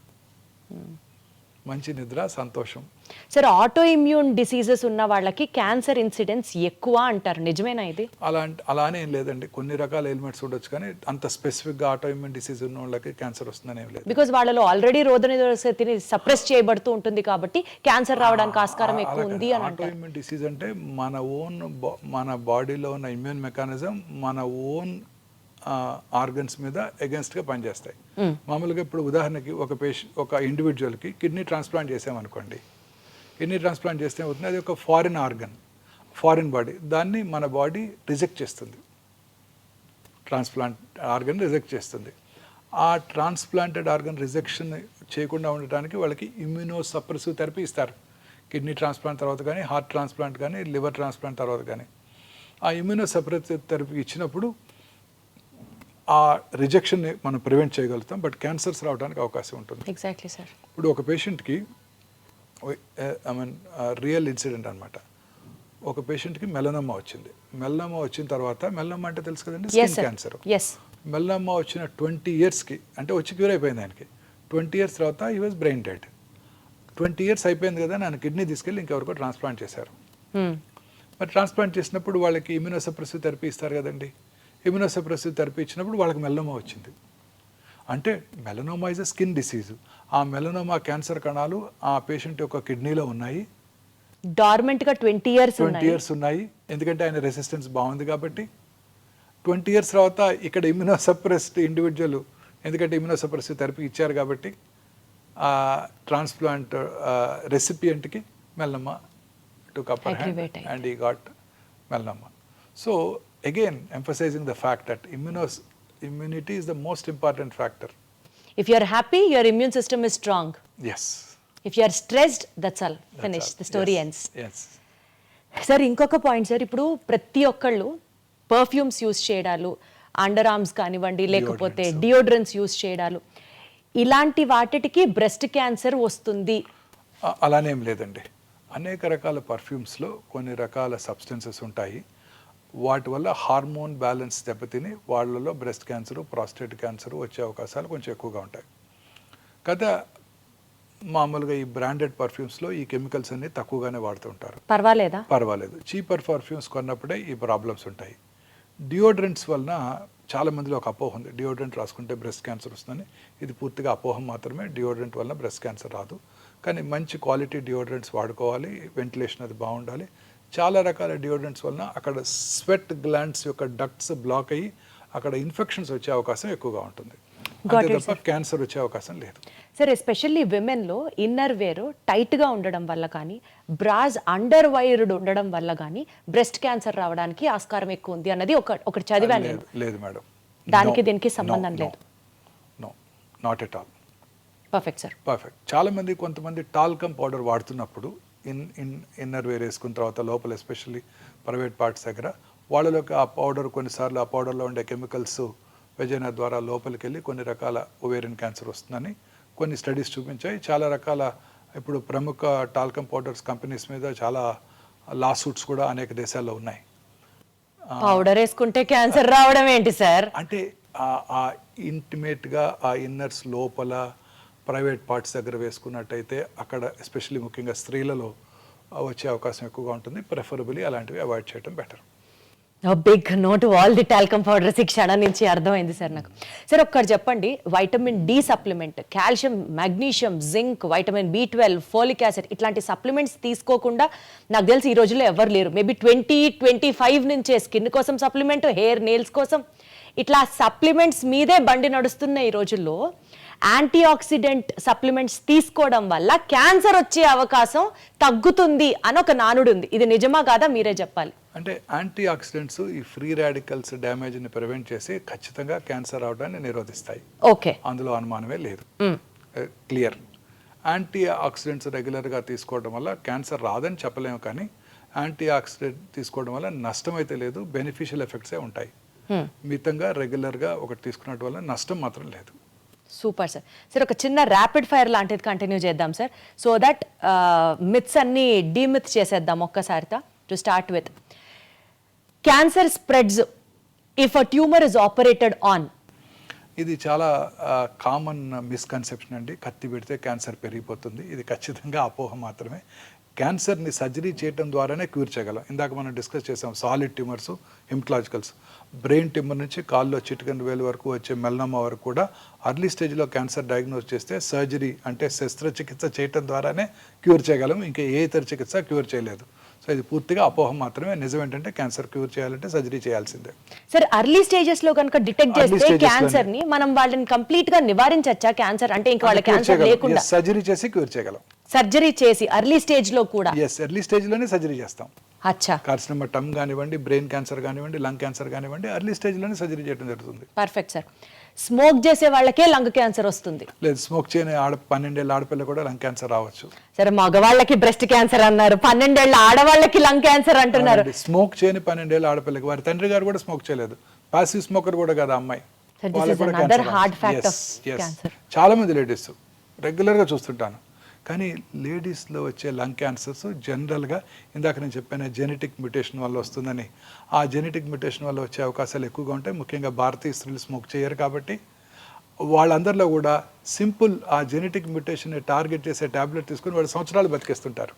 ఓ, జెనెటిక్ మ్యుటేషన్ ని క్యాన్సర్ టాబ్లెట్ ద్వారా కూడా నివారించవచ్చు, ఐ మీన్ లైక్ లాంజివిటీ పెంచొచ్చు. లాంజివిటీ పెంచొచ్చు. ఇందాక చెప్పాము మనం కొన్ని జీన్స్ మ్యుటేషన్ వల్ల క్యాన్సర్ వస్తుంది. క్యాన్సర్ కి టాబ్లెట్స్ ఉన్నాయా సార్? ఈ జెనెటిక్ మ్యుటేషన్ కనుక ఉన్నట్టయితే స్త్రీలలో ఉంటాయి కూడా. వాళ్ళలో మన భారతీయ స్త్రీల్లో 100కి 70 నుంచి 80 మందికి లంగ్ క్యాన్సర్ పేషెంట్స్లో స్త్రీలలో వచ్చినప్పుడు ఈ జెనెటిక్ మ్యుటేషన్ ఉంటుంది. దాన్ని టార్గెట్ చేసే మందులు ఇప్పుడు మనకి కమర్షియల్గా అందుబాటులో ఉన్నాయి. అవి తీసుకున్నట్టయితే వాళ్ళు దాంతోనే బతికేస్తారు, ఇంటి దగ్గరే ఉంటూ హాస్పిటల్కి కూడా రాకుండా. సార్ ఇది అసలు ఒక క్యాన్సర్ గైడ్ సార్ ఇవాల్టి మన ఎపిసోడ్. ఎన్ని విషయాలు తెలుస్తున్నాయి అంటే, కొత్త విషయాలు. అట్లీస్ట్ నాకైతే మాత్రం చాలా కొత్తగా ఉంది సార్ ఇంటర్వ్యూ. షుగర్ తింటే క్యాన్సర్ పెరిగిపోతుంది? True. Sugar especially refined white sugar కనుక తీసుకోవటం పూర్తిగా అవాయిడ్ చేయడం బెటర్ అండి. కాంప్లెక్స్ షుగర్స్ తీసుకోవటం, ప్రాసెస్డ్ షుగర్స్ని అవాయిడ్ చేస్తూ కాంప్లెక్స్ కార్బోహైడ్రేట్స్ తీసుకోవటం మంచిది. ఒకసారి క్యాన్సర్ వస్తే తిరిగి మళ్ళీ వస్తూనే ఉంటుంది. క్యాన్సర్ కనుక వచ్చినట్టయితే తిరిగి వచ్చే అవకాశాలు ఎక్కువగా ఉంటాయి. అది ఆ క్యాన్సర్ యొక్క డిసీజ్ స్టేజ్ని బట్టి, క్యాన్సర్ యొక్క బిహేవియర్ని బట్టి ఆధారపడి ఉంటుంది. క్యాన్సర్కి సంబంధించి మనకి స్క్రీనింగ్ టెస్ట్లు ఏ ఏజ్ నుంచి చేయించుకోవడం మన లైఫ్ స్టైల్లో ఒక భాగం అయిపోవాలి సార్? అంటే డిఫరెంట్ క్యాన్సర్స్కి డిఫరెంట్గా ఉంటాయండి. ఉదాహరణకి బ్రెస్ట్ క్యాన్సర్ ఉందనుకోండి, ఫ్యామిలీ హిస్టరీ ఉన్న వాళ్ళు 40 years నుంచే రెగ్యులర్గా స్క్రీనింగ్ చేసుకుంటూ ఉండాలి. మ్యామోగ్రఫీ పరీక్ష సంవత్సరానికి ఒకసారి చేసుకుంటూ ఉండాలి. ఫ్యామిలీ హిస్టరీ లేని వాళ్ళు కూడా ఎస్పెషల్లీ మిడిల్ ఇన్కమ్ గ్రూప్స్లో ఉండే స్త్రీలు 50 years దాటిన తర్వాత రెగ్యులర్గా అప్ టు 65 రెగ్యులర్గా మ్యామోగ్రఫీ స్క్రీనింగ్ చేయించుకోవాలి. అలాగే ప్రతి స్త్రీకి కూడా 20 ఏళ్ళ నుంచే వారికిగా వారు పరీక్ష చేసుకుంటూ, వారి యొక్క శరీరం మీద అవగాహన పెంచుకుంటూ, వారి బ్రెస్ట్ని ఎగ్జామిన్ చేసుకుంటూ, స్నానం చేసేటప్పుడు కూర్చొని, పడుకున్నప్పుడు రూమ్కి వచ్చాక పడుకొని రెగ్యులర్గా ఎగ్జామిన్ చేసుకోవడం ద్వారా వాళ్ళ శరీరం మీద అవగాహన పెరిగి ఆ బ్రెస్ట్లో వచ్చే చిన్న చిన్న మార్పులను వాళ్ళు గ్రహించి వారి డాక్టర్ దృష్టికి తీసుకెళ్ళగలుగుతారు. అలాగే గర్భసించి ముఖద్వార cancer, once they are sexually active, marriage అయిన తర్వాత వాళ్ళు పాప్స్మియర్ టెస్టింగ్ ఫస్ట్ 3 years, ఆ 3 years కనుక నార్మల్గా ఉన్నట్టయితే ఆ తర్వాత కూడా రెగ్యులర్గా ఇంటర్వెల్స్లో ఇయర్లీ ఒకసారి డాక్టర్తో పరీక్ష చేయించుకోవటం, లేడీ డాక్టర్తో. అదే టైంలో బ్రెస్ట్ ఎగ్జామినేషన్ ఎలా చేసుకోవాలో నేర్చుకోవటం, ఆఫీస్ ఎగ్జామినేషన్ సంవత్సరానికి ఒకసారి అవసరమైతే ముఖ్యంగా కోస్టల్ ఏరియాస్లో ఉన్న స్త్రీలంతా కూడా పాప్స్మియర్ చేయించుకోవటం very important. This is only for women sir? మగవాళ్ళకి ఎలాంటి ప్రీ క్యాన్సర్ టెస్ట్లు అక్కర్లేదా? మగవాళ్ళకి ప్రాస్టేట్ క్యాన్సర్కి ఒక టెస్ట్ ఉందండి. 50 years దాటిన తర్వాత ప్రతి పురుషుడు కూడా రెగ్యులర్గా simple blood test PSA prostate specific antigen test చేసుకోవడం ద్వారా క్యాన్సర్ అవడానికి ముందుగా పసిగట్టవచ్చు. ఇంత ముందు కాలంలో ప్రాస్టేట్ క్యాన్సర్ భారతదేశంలో ఎక్కువగా కనబడేది కాదు. ఇప్పుడు 2022 ఐసీఎంఆర్ స్టడీలో ఇది సెకండ్ కామనెస్ట్ క్యాన్సర్ భారతదేశంలో కూడా. సో అందుకని ప్రతి పురుషుడు కూడా రెగ్యులర్గా ఈ పిఎస్ఏ టెస్ట్ చేయించుకుంటూ ఉండాల్సి ఉంటుంది. అలాగే స్మోక్ చేసే పురుషులు ఎస్పెషలీ 10 years కనుక స్మోక్ చేస్తే, రోజుకు ఒక cigarette packet 10 cigarettes తాగినట్టయితే 10 smoke years అంటారు. వాళ్ళు రెగ్యులర్గా 6 నెలలకు ఒకసారి లో డోసేజ్ సిటీ స్కాన్ మెషిన్స్తో సిటీ స్కాన్ చేయించుకోవడం ద్వారా క్యాన్సర్ అవటాన్ని ముందుగా పసిగట్టవచ్చు. ఈ 2 క్యాన్సర్స్కే స్క్రీనింగ్ అందుబాటులో ఉంది పురుషుల్లో. స్త్రీలలో బ్రెస్ట్ క్యాన్సరు, గర్భసంచి ముఖద్వార క్యాన్సర్కి రెగ్యులర్గా స్క్రీన్ చేసుకుంటూ ఉండాలి. మిగతా క్యాన్సర్స్కి సిమ్టమ్స్ ఎప్పుడైనా ఉంటే వారు చెక్ చేసుకుంటూ ఉన్నట్టుగా సరిపోతుంది. సరే, ఎస్పెషల్లీ ఎక్కడా లేనటువంటి టెక్నాలజీ కానీ ఎక్విప్మెంట్ కానీ క్యాన్సర్ డయాగ్నోసిస్ దగ్గర నుంచి ట్రీట్మెంట్ దాకా వీ హ్యావ్ ఎట్ ఒమేగా అని విన్నాను. Something about that sir. ఇప్పుడు అనేక రకాలైన టెస్ట్లో ఇప్పుడు కామన్గా ఈ సిటీ స్కాన్ చేసుకున్నప్పుడు, పెట్ స్కాన్ చేసుకున్నప్పుడు, చాలామందిలో ఒక చిన్న మ్యామోగ్రఫీ చేసుకున్నప్పుడు చాలామందిలో ఒక అపోహ, ఈ స్క్రీనింగ్ టెస్ట్ ద్వారా రేడియేషన్ ఎక్స్పోజర్ ఉంటుంది, ఆ రేడియేషన్ ఎక్స్పోజర్ వల్ల క్యాన్సర్ వస్తుంది అని భయపడుతూ ఉంటారు. ఇప్పుడు ఈ కొత్తగా వచ్చిన డిజిటల్ మ్యామోగ్రఫీ మెషిన్లో రేడియేషన్ ఎక్స్పోజర్ చాలా తక్కువ. ప్రతి స్త్రీ కూడా ఖచ్చితంగా 40 years వచ్చిన దగ్గర నుంచి ఫ్యామిలీ హిస్టరీ కనుక ఉన్నట్టయితే స్క్రీనింగ్ చేసుకోవటం, అదర్వైజ్ 50 తర్వాత చేసుకోవడం వల్ల ఎటువంటి రిస్క్ ఉండదండి. ఇప్పుడు చాలామంది క్యాన్సర్ పేషెంట్ కూడా పెట్ సిటీ స్కాన్ చేసుకోమని, కానీ దానివల్ల రేడియేషన్ ఉంటుందట కదండి అని అడుగుతారు. నార్మల్ అనలాగ్ పెట్ స్కాన్స్లో రేడియేషన్ ఎక్స్పోజర్ 24 millisieverts ఉన్నట్టయితే ఈ కొత్త AI powered digital PET CT స్కాన్లో రేడియేషన్ ఎక్స్పోజర్ 8 millisieverts. అలాగే ఇప్పుడు పెట్ ఎంఆర్ కూడా అందుబాటులోకి వచ్చింది. ఆ పెట్ ఎంఆర్ అసలు రేడియేషన్ ఎక్స్పోజరే ఉండదు, చాలా మినిమం 95% డోస్ తగ్గిపోతుంది. సో వీటిలో రేడియేషన్ ఎక్స్పోజర్ ఉండదు, వీటి వల్ల క్యాన్సర్ వచ్చే అవకాశం లేదు. సో చక్కగా హ్యాపీగా మనం ఆ పరీక్ష చేయించుకోవడం ద్వారా క్యాన్సర్ రావటాన్ని, క్యాన్సర్ స్టేజ్ని, క్యాన్సర్ తిరిగి రావటాన్ని కూడా పసిగట్టవచ్చు. సార్, క్యాన్సర్ ఉంది అని తెలిసిన తర్వాత ఎమోషనల్గా ఫ్యామిలీస్ చేసే మిస్టేక్ ఏంటి sir? Maybe because of stress కానివ్వచ్చు, తెలిసిన వాళ్ళకి క్యాన్సర్ వచ్చింది అన్న భయం కావచ్చు. యూజువల్లీ ఎలాంటి మిస్టేక్స్ చేస్తూ ఉంటారు? క్యాన్సర్ పేషెంట్స్తో ప్రాబ్లం ఏంటంటే వాళ్ళు చాలా డిస్టర్బ్ అయిపోతారు. మీరు అన్నట్టు, మీరు మన ఫ్యామిలీ మెంబర్కే కాదండి, మన రోజు వాకింగ్కి వెళ్తున్నాం అనుకోండి, లేకపోతే నేను రోజు మార్నింగ్ ఎర్లీ మార్నింగ్ కార్లో వస్తుంటాను, నాకు ఎదురుగా ఒక 10 మంది వస్తుంటారు. ఆ 10 మందిలో ఎవరైనా ఒకళ్ళు ఈ మధ్య గత 10 ఏళ్ళలో ఒకళ్ళు రావట్లేదు. ఎందుకు రావట్లేదు? వాళ్ళకి ఏదో క్యాన్సర్ ఉంది తెలిస్తే ఆ మనిషి మనకు తెలియకపోయినా మనం డిస్టర్బ్ అవుతాం 2 రోజులు. అయ్యో ఆయన క్యాన్సర్ వచ్చిందంట. మనకే కాదు, మన నైబర్హుడ్లో ఎవరికైనా క్యాన్సర్ వచ్చినా మనం ఇమీడియట్గా డిస్టర్బ్ అవుతాం. ఈ ఎమోషనల్ ట్రామాలో పొరపాటున మిస్టేక్స్ చేసేస్తూ ఉంటారు కదా సార్? తప్పనిసరిగా ఈ ఎమోషనల్ ట్రామాలో వాళ్ళు చాలామంది ఫ్యామిలీ మెంబర్స్ ఉంటారు. ఒకళ్ళు ఒక చోటకి వెళ్దాం అంటారు, ఒకళ్ళు ఇంకో హాస్పిటల్కి వెళ్దాం అంటారు, అలా ట్రీట్మెంట్ డిలే చేసేస్తుంటారు. తర్వాత కొంతమంది అసలు అలోపతి ట్రీట్మెంటే వద్దు, మనం న్యాచురోపతి ట్రీట్మెంట్కి వెళ్దాము. అది ఎఫెక్టివా సార్? ఏముండదండి, షిమోగాకి వెళ్దాం, షిమోగా మెడిసిన్ తీసుకుందాం, లేకపోతే ధర్మస్థల వెళ్దాం, ధర్మస్థల మెడిసిన్ తీసుకుందాం, టిబెటిన్ మెడిసిన్ తీసుకుందాం. ఇలాంటివన్నీ కూడా ఎక్కువైపోతున్నాయండి. చక్కగా క్యాన్సర్ ట్రీట్మెంట్ తీసుకుంటున్న వాళ్ళు కూడా, చక్కగా క్యూర్ అవుతున్న వాళ్ళు కూడా ఇవన్నీ వేస్ట్, ఇవి తీసుకున్నా కానీ తిరిగి వస్తుంది, మా ఇంటి పక్కన ఆయనకు తిరిగి వచ్చింది, వాళ్ళు షిమోగా వెళ్ళి వైద్యం చేసుకున్నారని అక్కడికి వెళ్ళి ఈ ట్రీట్మెంట్ మాన్పించి అక్కడ తీసుకెళ్ళి వైద్యం చేస్తుంటారు. అంటే వాళ్ళకేదో వీళ్ళ మీద కోపంతో కాదు, వాళ్ళకేదో ఇతనికి హెల్ప్ చేద్దామని ఆశతో. పైగా ఈ ట్రీట్మెంట్ అంతా కొంచెం ఎక్స్పెన్సివ్గా ఉంటుంది అలోపతి వైద్య విధానంలో. సో వాళ్ళు తట్టుకోలేరు, పేదవాడు కదా, ఇతను షిమ్మగా తీసుకెళ్తే అక్కడ తక్కువ ఖర్చులో వైద్యం అయిపోతుంది అని అక్కడికి వెళ్తూ ఉంటారు. ఇది ఖచ్చితంగా డెఫినెట్గా క్యాన్సర్ క్యూర్ అయ్యే అవకాశాలు బాగా తగ్గిపోతాయండి. సో క్యాన్సర్ ట్రీట్మెంట్లో బ్రేక్ రావటం, క్యాన్సర్ ట్రీట్మెంట్ని నిలిపివేసి ఇతరత్ర ఆల్టర్నేటివ్ ట్రీట్మెంట్స్ తయారు చేయడం, ముఖ్యంగా ఇండియాలో ఫినాన్షియల్ ప్రాబ్లమ్స్ ఏనండి. వేరే ఆల్టర్నేటివ్ మోడ్స్ ఆఫ్ ట్రీట్మెంట్ కోసం డిపెండ్ అవుతున్నారు. ఫినాన్షియల్ ప్రాబ్లమ్సే. ఇది ఎక్స్పెన్సివ్గా ఉంటుందని ఒక అపోహ కూడా ఉంది. అన్ని క్యాన్సర్ ట్రీట్మెంట్స్ ఎక్స్పెన్సివ్గా ఉండవు. ఎక్స్పెన్సివ్ ట్రీట్మెంట్ అందుబాటులో ఉంటుంది, చీపర్ ట్రీట్మెంట్స్ అందుబాటులో ఉంటాయి. మీరు కారు కొనుక్కోవాలంటే అందరూ 50 లక్షలు పెట్టి బెంజ్ కారు కొనుక్కోకర్లేదు, 2 లక్షలకి మారుతి కారు కూడా లభ్యం అవుతుంది కదా. అర్లీగా డిటెక్ట్ చేసి డాక్టర్ దగ్గరికి రాగలిగితే, డాక్టర్ హెల్ప్ తీసుకుంటే అర్లీగా కనుక డిటెక్ట్ అయితే తక్కువలోనే అయిపోవచ్చు కదా సార్. అసలు ఎట్లా తెలుస్తుంది sir science and symptoms of cancer ఏంటి చెప్పండి? అదే మెయిన్ ప్రాబ్లం అండి. Cancer is a silent killer. Symptoms ఏమి కలిగించదు. చాలాసార్లు లేట్ స్టేజ్లోనే సిమ్టమ్స్ వస్తాయి. చిన్న సిమ్టమ్స్ ఉంటాయి, అవి జనరల్గా అందరూ నెగ్లెక్ట్ చేస్తారు. ఏంటి సార్ అలాంటి ఒక 5 to 7 సైన్స్ చెప్పండి. ఉదాహరణ పైనుంచి కిందకి వెళ్దాం. Brain headache, early morning headache వచ్చింది అనుకోండి ఎవరికైనా, అది అశ్రద్ధ చేయకూడదు. ఇంటెన్సిటీ పెరిగిపోతుంది అనుకోండి రెగ్యులర్గా, అశ్రద్ధ చేయకూడదు. పొద్దున్నే 3 గంటలకి హెడేక్తో నిద్రలేగుస్తున్నాం అనుకోండి, అది అశ్రద్ధ చేయకూడదు. హెడేక్తో పాటు వామిటింగు, మెమరీ లాసు, ఫిట్స్ రావడం ఉంటే ఖచ్చితంగా అది బ్రెయిన్ ట్యూమర్ని సూచిస్తుంది. కొన్ని ఫంక్షనల్ అబ్నార్మాలిటీస్, సడన్గా జ్ఞాపక శక్తి తగ్గిపోవటం, జ్ఞాపక శక్తి తగ్గిపోవటం, విజన్ డిస్టర్బెన్సెస్ రావటం, ఇవన్నీ కూడా బ్రెయిన్ ట్యూమర్ లక్షణాలు. చిన్న ఎరుపు తెలుపు మిళితమైన ప్యాచెస్ రావటం ఓరల్ క్యావిటీలో, నాలుక మీద కానివ్వండి, బక్కల క్యావిటీలో కానివ్వండి, మానని పుండు, మానని నొప్పి లేని పుండు, నొప్పి లేని పుండు. క్రమంగా పెరుగుతోంది మానకుండా, అది క్యాన్సర్ పుండు కావచ్చు. అలాగే బ్లడ్ రావటం, ఎక్కడి నుంచి ఓరల్ క్యావిటీలోంచి కానీ స్వరపేట నుంచి కానీ ఎక్కడి నుంచి బ్లడ్ రావటం, feeling of foreign body sensation థ్రోట్లో, తర్వాత వాయిస్ బొంగురుపోవటం, వెరీ కామన్ సిమ్టమ్ స్వరపేట క్యాన్సర్కి, లంగ్ క్యాన్సర్కి. మానని దగ్గు, చాలామంది నెగ్లెక్ట్ చేస్తారు స్మోకర్స్. లాస్ట్ ఇయర్ కూడా ఇలానే వచ్చింది, అప్పుడు సిటీ స్కాన్ కూడా చేయించారు, నార్మల్గా ఉందంటారు. మానని దగ్గు, తగ్గినప్పుడు ఫ్లెమ్లో బ్లడ్ రావటం, లో గ్రేడ్ చెస్ట్ పెయిన్ రావటం, ఆకలి తగ్గిపోవటం. ఈ 3 వెరీ ఇంపార్టెంట్ సిమ్టమ్స్ అండి. ఆకలి తగ్గటం, తినాలని పెంచిపోవటం, బ్రేక్ఫాస్ట్ టేబుల్ దగ్గరికి వెళ్ళటం, తినకుండా వెనక్కి రావటం, అయితే నువ్వు ఇడ్లీ తినగానే ఒక ఇడ్లీ తినగానే పొట్ట ఫుల్ అయినట్టు ఉండటం. ఇవి అలాగే లో గ్రేడ్ ఫీవరు, కొంచెం అలసటగా ఉండటం, ఇవన్నీ ఎప్పుడు కూడా అశ్రద్ధ చేయకూడదు. అలాగే మింగుతున్నప్పుడు ఫుడ్ అడ్డం పట్టడం, ముందు సాలిడ్స్ అడ్డం పట్టడం, తర్వాత లిక్విడ్స్ కూడా అడ్డం పట్టడం, తర్వాత స్టమక్ క్యాన్సరు, సౌత్ ఇండియన్ మెన్లో కామనెస్ట్ క్యాన్సరు. కొంచెం ఫుడ్ తినగానే పొట్ట ఫుల్ అయిపోయినట్టు ఉండటం, రోజు బ్రేక్ఫాస్ట్కి 4 ఇడ్లీలు తింటాం, ఇప్పుడు 1-2 తినగానే పొట్ట ఫుల్ అయిపోతుంది, నాకేదో గ్యాస్ ఉంది, గ్యాస్ పట్టేసింది అనుకుంటారు తప్ప క్యాన్సర్ ఉందని ఎవరు అనుకోరు. వామిటింగ్ రావటం, బెల్చింగ్స్ ఎక్కువగా రావటం, అన్డైజెస్టెడ్ ఫుడ్ ఉన్నప్పుడు ఆ బెల్చింగ్, ఫౌల్ స్మెల్లింగ్ బెల్చింగ్ రావటం, ఆ తర్వాత వామిటింగ్ రావటం, వామిటస్లో రక్తం పట్టడం, వెయిట్ తగ్గిపోవటం, ఇవన్నీ కూడా గ్యాస్ట్రిక్ క్యాన్సర్ లక్షణాలు. మలమూత్ర విసర్జన అలవాట్లో మార్పు రావటం, మోషన్లో బ్లడ్ పట్టడం, రకరకాలుగా చాలాసార్లుగా మోషన్ పాస్ చేయటం, మోషన్లో గమ్ లాంటి వైటిష్ మెటీరియల్ రావటం, బ్లడ్ రావటం, యూరిన్లో బ్లడ్ పట్టడం, ఇంటర్మెన్స్ట్రల్ బ్లీడింగ్, పీరియడ్స్ కాని టైంలో బ్లడ్ రావటం, పోస్ట్ కాయిటల్ బ్లీడింగ్ ఉండటం, లో గ్రేడ్ లోవర్ అబ్డామినల్ పెయిన్, గర్భసంచి ముఖద్వార క్యాన్సర్ లక్షణాలు.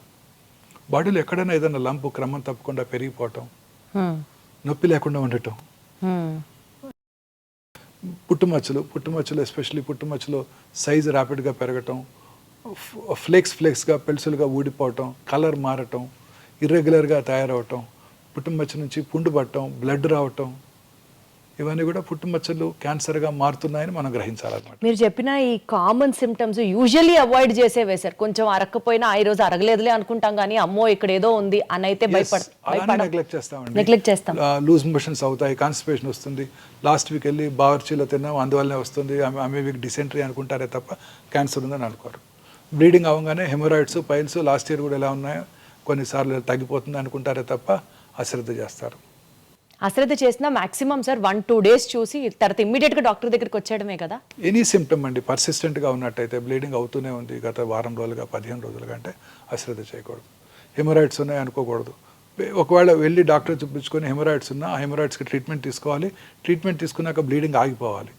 చాలాసార్లు హెమరాయిడ్స్ ఉంటాయి, దానిపైన ఒక 5 సెంటీమీటర్ల దూరంగా క్యాన్సర్ కూడా ఉంటుంది. హెమరాయిడ్స్కి సర్జరీ చేయించుకుంటారు, అది మిస్ అవుతారు కూడా. సార్ ఇప్పుడు క్వశ్చన్ ఏంటంటే, క్యాన్సర్ రాకుండా ఉంటే మనం ఏం చేయాలి సార్?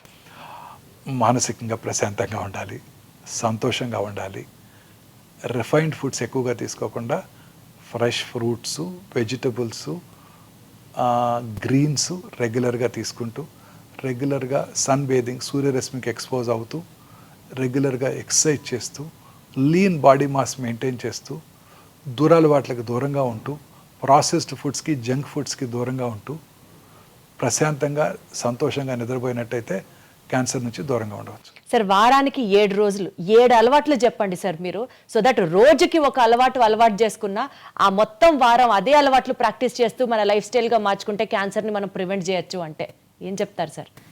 ఇప్పుడు చెప్పిన అన్ని ఎవ్రీ డే 1 కొత్త హ్యాబిట్ నేర్చేసుకోవటమే. Wonderful sir. సార్ ఆడియన్స్కి ఒక piece of advice from your end, క్యాన్సర్ని దూరంగా పెట్టడానికి కావచ్చు, క్యాన్సర్ మీద అవగాహన రావడానికి కావచ్చు, మీరు ఇచ్చే సలహా ఏంటి సార్? ఏ చిన్న సిమ్టమ్స్ని కూడా అశ్రద్ధ చేయొద్దు. మన బాడీలో వచ్చే ప్రతి మార్పుని గమనించండి. మీ దగ్గరలో ఉన్న మీ ఫ్యామిలీ ఫిజిషియన్ కలవండి, ఆంకాలజిస్ట్ని కలవాల్సిన అవసరం లేదు. మీ ఫ్యామిలీ ఫిజిషియన్ దాన్ని కరెక్ట్గా ఐడెంటిఫై చేసి అది రిపీటెడ్గా వస్తున్నట్టయితే వారే ఆంకాలజిస్ట్కి రిఫర్ చేస్తారనమాట. ప్రశాంతంగా ఉండండి, మానసికంగా ధైర్యంగా ఉండండి, మంచి ప్రాపర్ ఫుడ్ తీసుకుంటూ, ఫ్రెష్ ఫ్రూట్స్, వెజిటబుల్స్ రెగ్యులర్గా తీసుకుంటూ, రెడ్ మీట్, ప్రాసెస్డ్ ఫుడ్స్ తక్కువగా తీసుకుంటూ, ఫ్యాటీ ఫుడ్స్, బయట దొరికే ఫుడ్స్ తక్కువగా తీసుకుంటూ, రెగ్యులర్గా ఎక్సర్సైజ్ చేస్తూ, ముఖ్యంగా సన్లైట్కి ఎక్స్పోజ్ అవుతూ, లీన్ బాడీ మాస్ మెయింటైన్ చేయండి. దూరాల వాటికి ఖచ్చితంగా దూరంగా ఉండండి. సార్ అసలు ప్రశాంతంగా ఉండండి అని ఇంత ప్రశాంతంగా చెప్తున్నారు కదా సార్. మీకంటే డెఫినెట్లీ వర్క్ ఈజ్ వర్షిప్ అనుకుంటారు కాబట్టి ఇక్కడికి వస్తారు, హాస్పిటల్లో ఉంటారు, మీకు అదే ప్రశాంతత అనుకున్నాను అన్ని సార్. బాధలు మర్చిపోతాను. అన్ని బాధలు రోజుకి 18 hours పని చేస్తాను, అన్ని బాధలు మర్చిపోతాను. సార్. కానీ మీరు హ్యాపీగా ఉండడానికి డెఫినెట్లీ మీ ఫ్యామిలీ సపోర్ట్ కూడా ఎంతో కొంత ఉంటుంది కదా sir. All of them they great support అండి. మీ ఫ్యామిలీ గురించి చెప్పండి sir. My wife she is always here only. నాకు లంచ్ తీసుకొని వస్తారు, అదే మీ హ్యాపీనెస్ కి కారణమా సార్? నాతోనే ఉంటారు ఖచ్చితంగా. రోజంతా ఈవినింగ్ వరకు ఉంటారు. మళ్ళీ డిన్నర్ టైం వరకు డిన్నర్ చేసుకున్నాక వెళ్ళిపోతాం. ప్రశాంతంగా ఉంటాం. అసలు ఏ ప్రాబ్లమ్స్ లేవండి, చీకు చింత లేకుండా ఉంటాం. చాలా సార్లు అదే పాయింట్ ఎంఫసైజ్ చేస్తున్నారు కానీ చాలా హ్యాపీగా ఉంది సార్. సార్ ఫైనల్గా ఒక్క మాట చెప్పండి సార్, మీ డ్రీమ్ ఏంటి sir? I achieved everything whatever I wanted. I don't have any more dreams. I'm happy, హెల్దీగా ఉంటే చాలు. ఒక చిన్న పీడియాట్రిక్ హాస్పిటల్ కట్టాలని ఒక కోరిక ఉంది. అంటే పిల్లల్లో వచ్చే క్యాన్సర్స్ ఇందాక మనం డిస్కస్ చేసాం, క్యూర్ అయిపోతాయి. సో చాలామంది పిల్లలకి ట్రీట్మెంట్ అందకుండా ఉంటుంది. ఒక హాస్పిటల్ కట్టి ఆ హాస్పిటల్లో డాక్టర్ ఛార్జెస్ ఉండవు, ట్రీట్మెంట్కి మనం ఇచ్చే ఛార్జెస్ ఉండవు, ఇన్వెస్టిగేషన్ ఛార్జెస్ ఉండవు, బెడ్ ఛార్జెస్ ఉండవు. ఓన్లీ మెడిసిన్స్కి మాత్రమే ఛార్జ్ చేస్తాం. అది మెడిసిన్స్ కూడా ప్రిఫరబుల్లీ ఏదో కంపెనీ ద్వారా తెప్పించుకోవడం. చాలామంది డొనేట్ చేయడానికి రెడీగా ఉన్నారు. అలాగే ఆయుష్మాన్ భారత్, ఆరోగ్యశ్రీ ద్వారా మెడిసిన్స్ తెప్పించుకొని మనం ఫ్రీగా ట్రీట్మెంట్ ఇవ్వగలగాలి. ఇది ఒక హాస్పిటల్ క్రియేట్ చేయాలని నాకు ఒక కోరిక ఉందండి. ఖచ్చితంగా 1-2 yearsలో చేసేయగలుగుతాను. అది తదాస్తు సార్, మీరు చేయగలరు, మీరు మాత్రమే చేయగలరు అని ఎందుకంటే అనుకుంటున్నాను. వాళ్ళకి కనుక ట్రీట్ చేసామంటే వాళ్ళు నెక్స్ట్ 50-60 years బతికేస్తారు హ్యాపీగా. మనం గుర్తుపెట్టుకుంటారు. ట్రీట్ చేసాము, అతను బ్రతికాడు, ఆ పిల్లవాడు బ్రతికి పెద్ద డాక్టర్ అయ్యాడో లేకపోతే పెద్ద ఇంజనీర్ అయ్యాడో మనకి సంతృప్తిగా కూడా ఉంటుంది. పిల్లలకి ట్రీట్మెంట్ ఇస్తే చాలా హ్యాపీగా ఉంటుంది అనమాట. సో ఇది ఒక్కటి చేయాలని నా కోరిక అండి. ఖచ్చితంగా చేస్తాను. ఖచ్చితంగా చేస్తారు సార్. ఆ దేవుడు మీకు మొత్తం పవర్ ఇవ్వాలి to achieve all your dreams అని. Any kid walking into this hospital should get free treatment. ఇది ఒకటే కోరిక. అద్భుతం సార్. సార్ ఆ దేవుడు మీకు మొత్తం పవర్ ఇచ్చి మీరు అనుకున్న డ్రీమ్ అది నెరవేర్చి చాలా మంది చిన్నారుల్లో క్యాన్సర్ని నివారించడం, అరికట్టడం, వాళ్ళ యొక్క ఫ్యూచర్ లైఫ్ స్ట్రాంగ్గా ఉండాలని ఆ శక్తి దేవుడు మీకు ఇవ్వాలని మనస్ఫూర్తిగా కోరుకుంటున్నాం sir. Thank you so much sir. One of the interviews which enlightened me so much on this subject is thank you so much sir for that. Thank you, madam. And for more videos, Please subscribe to iDream. Please subscribe to iDream. Please subscribe iDream. And please subscribe to iDream. For more videos, subscribe to iDream. please like, share and subscribe to the channel. Congratulations, iDream. Subscribe to iDream. Subscribe to iDream. So subscribe to iDream Media. iDream की iDream team अंदर की huge congratulations. Please subscribe iDream Media. Please subscribe to iDream. Subscribe iDream. Please subscribe to iDream. iDream అంటే నా కళల ఛానల్ను subscribe చేసుకున్న నోరు తిరుగుతలేదు. మీరైతే గంట గుర్తు కొట్టండి. For more such videos, please subscribe to iDream. Subscribe to iDream. Please subscribe to iDream. Please subscribe iDream Media. Please do subscribe to iDream. Please subscribe to iDream Media. For best entertainment and information, please subscribe iDream. And don't forget to subscribe to iDream.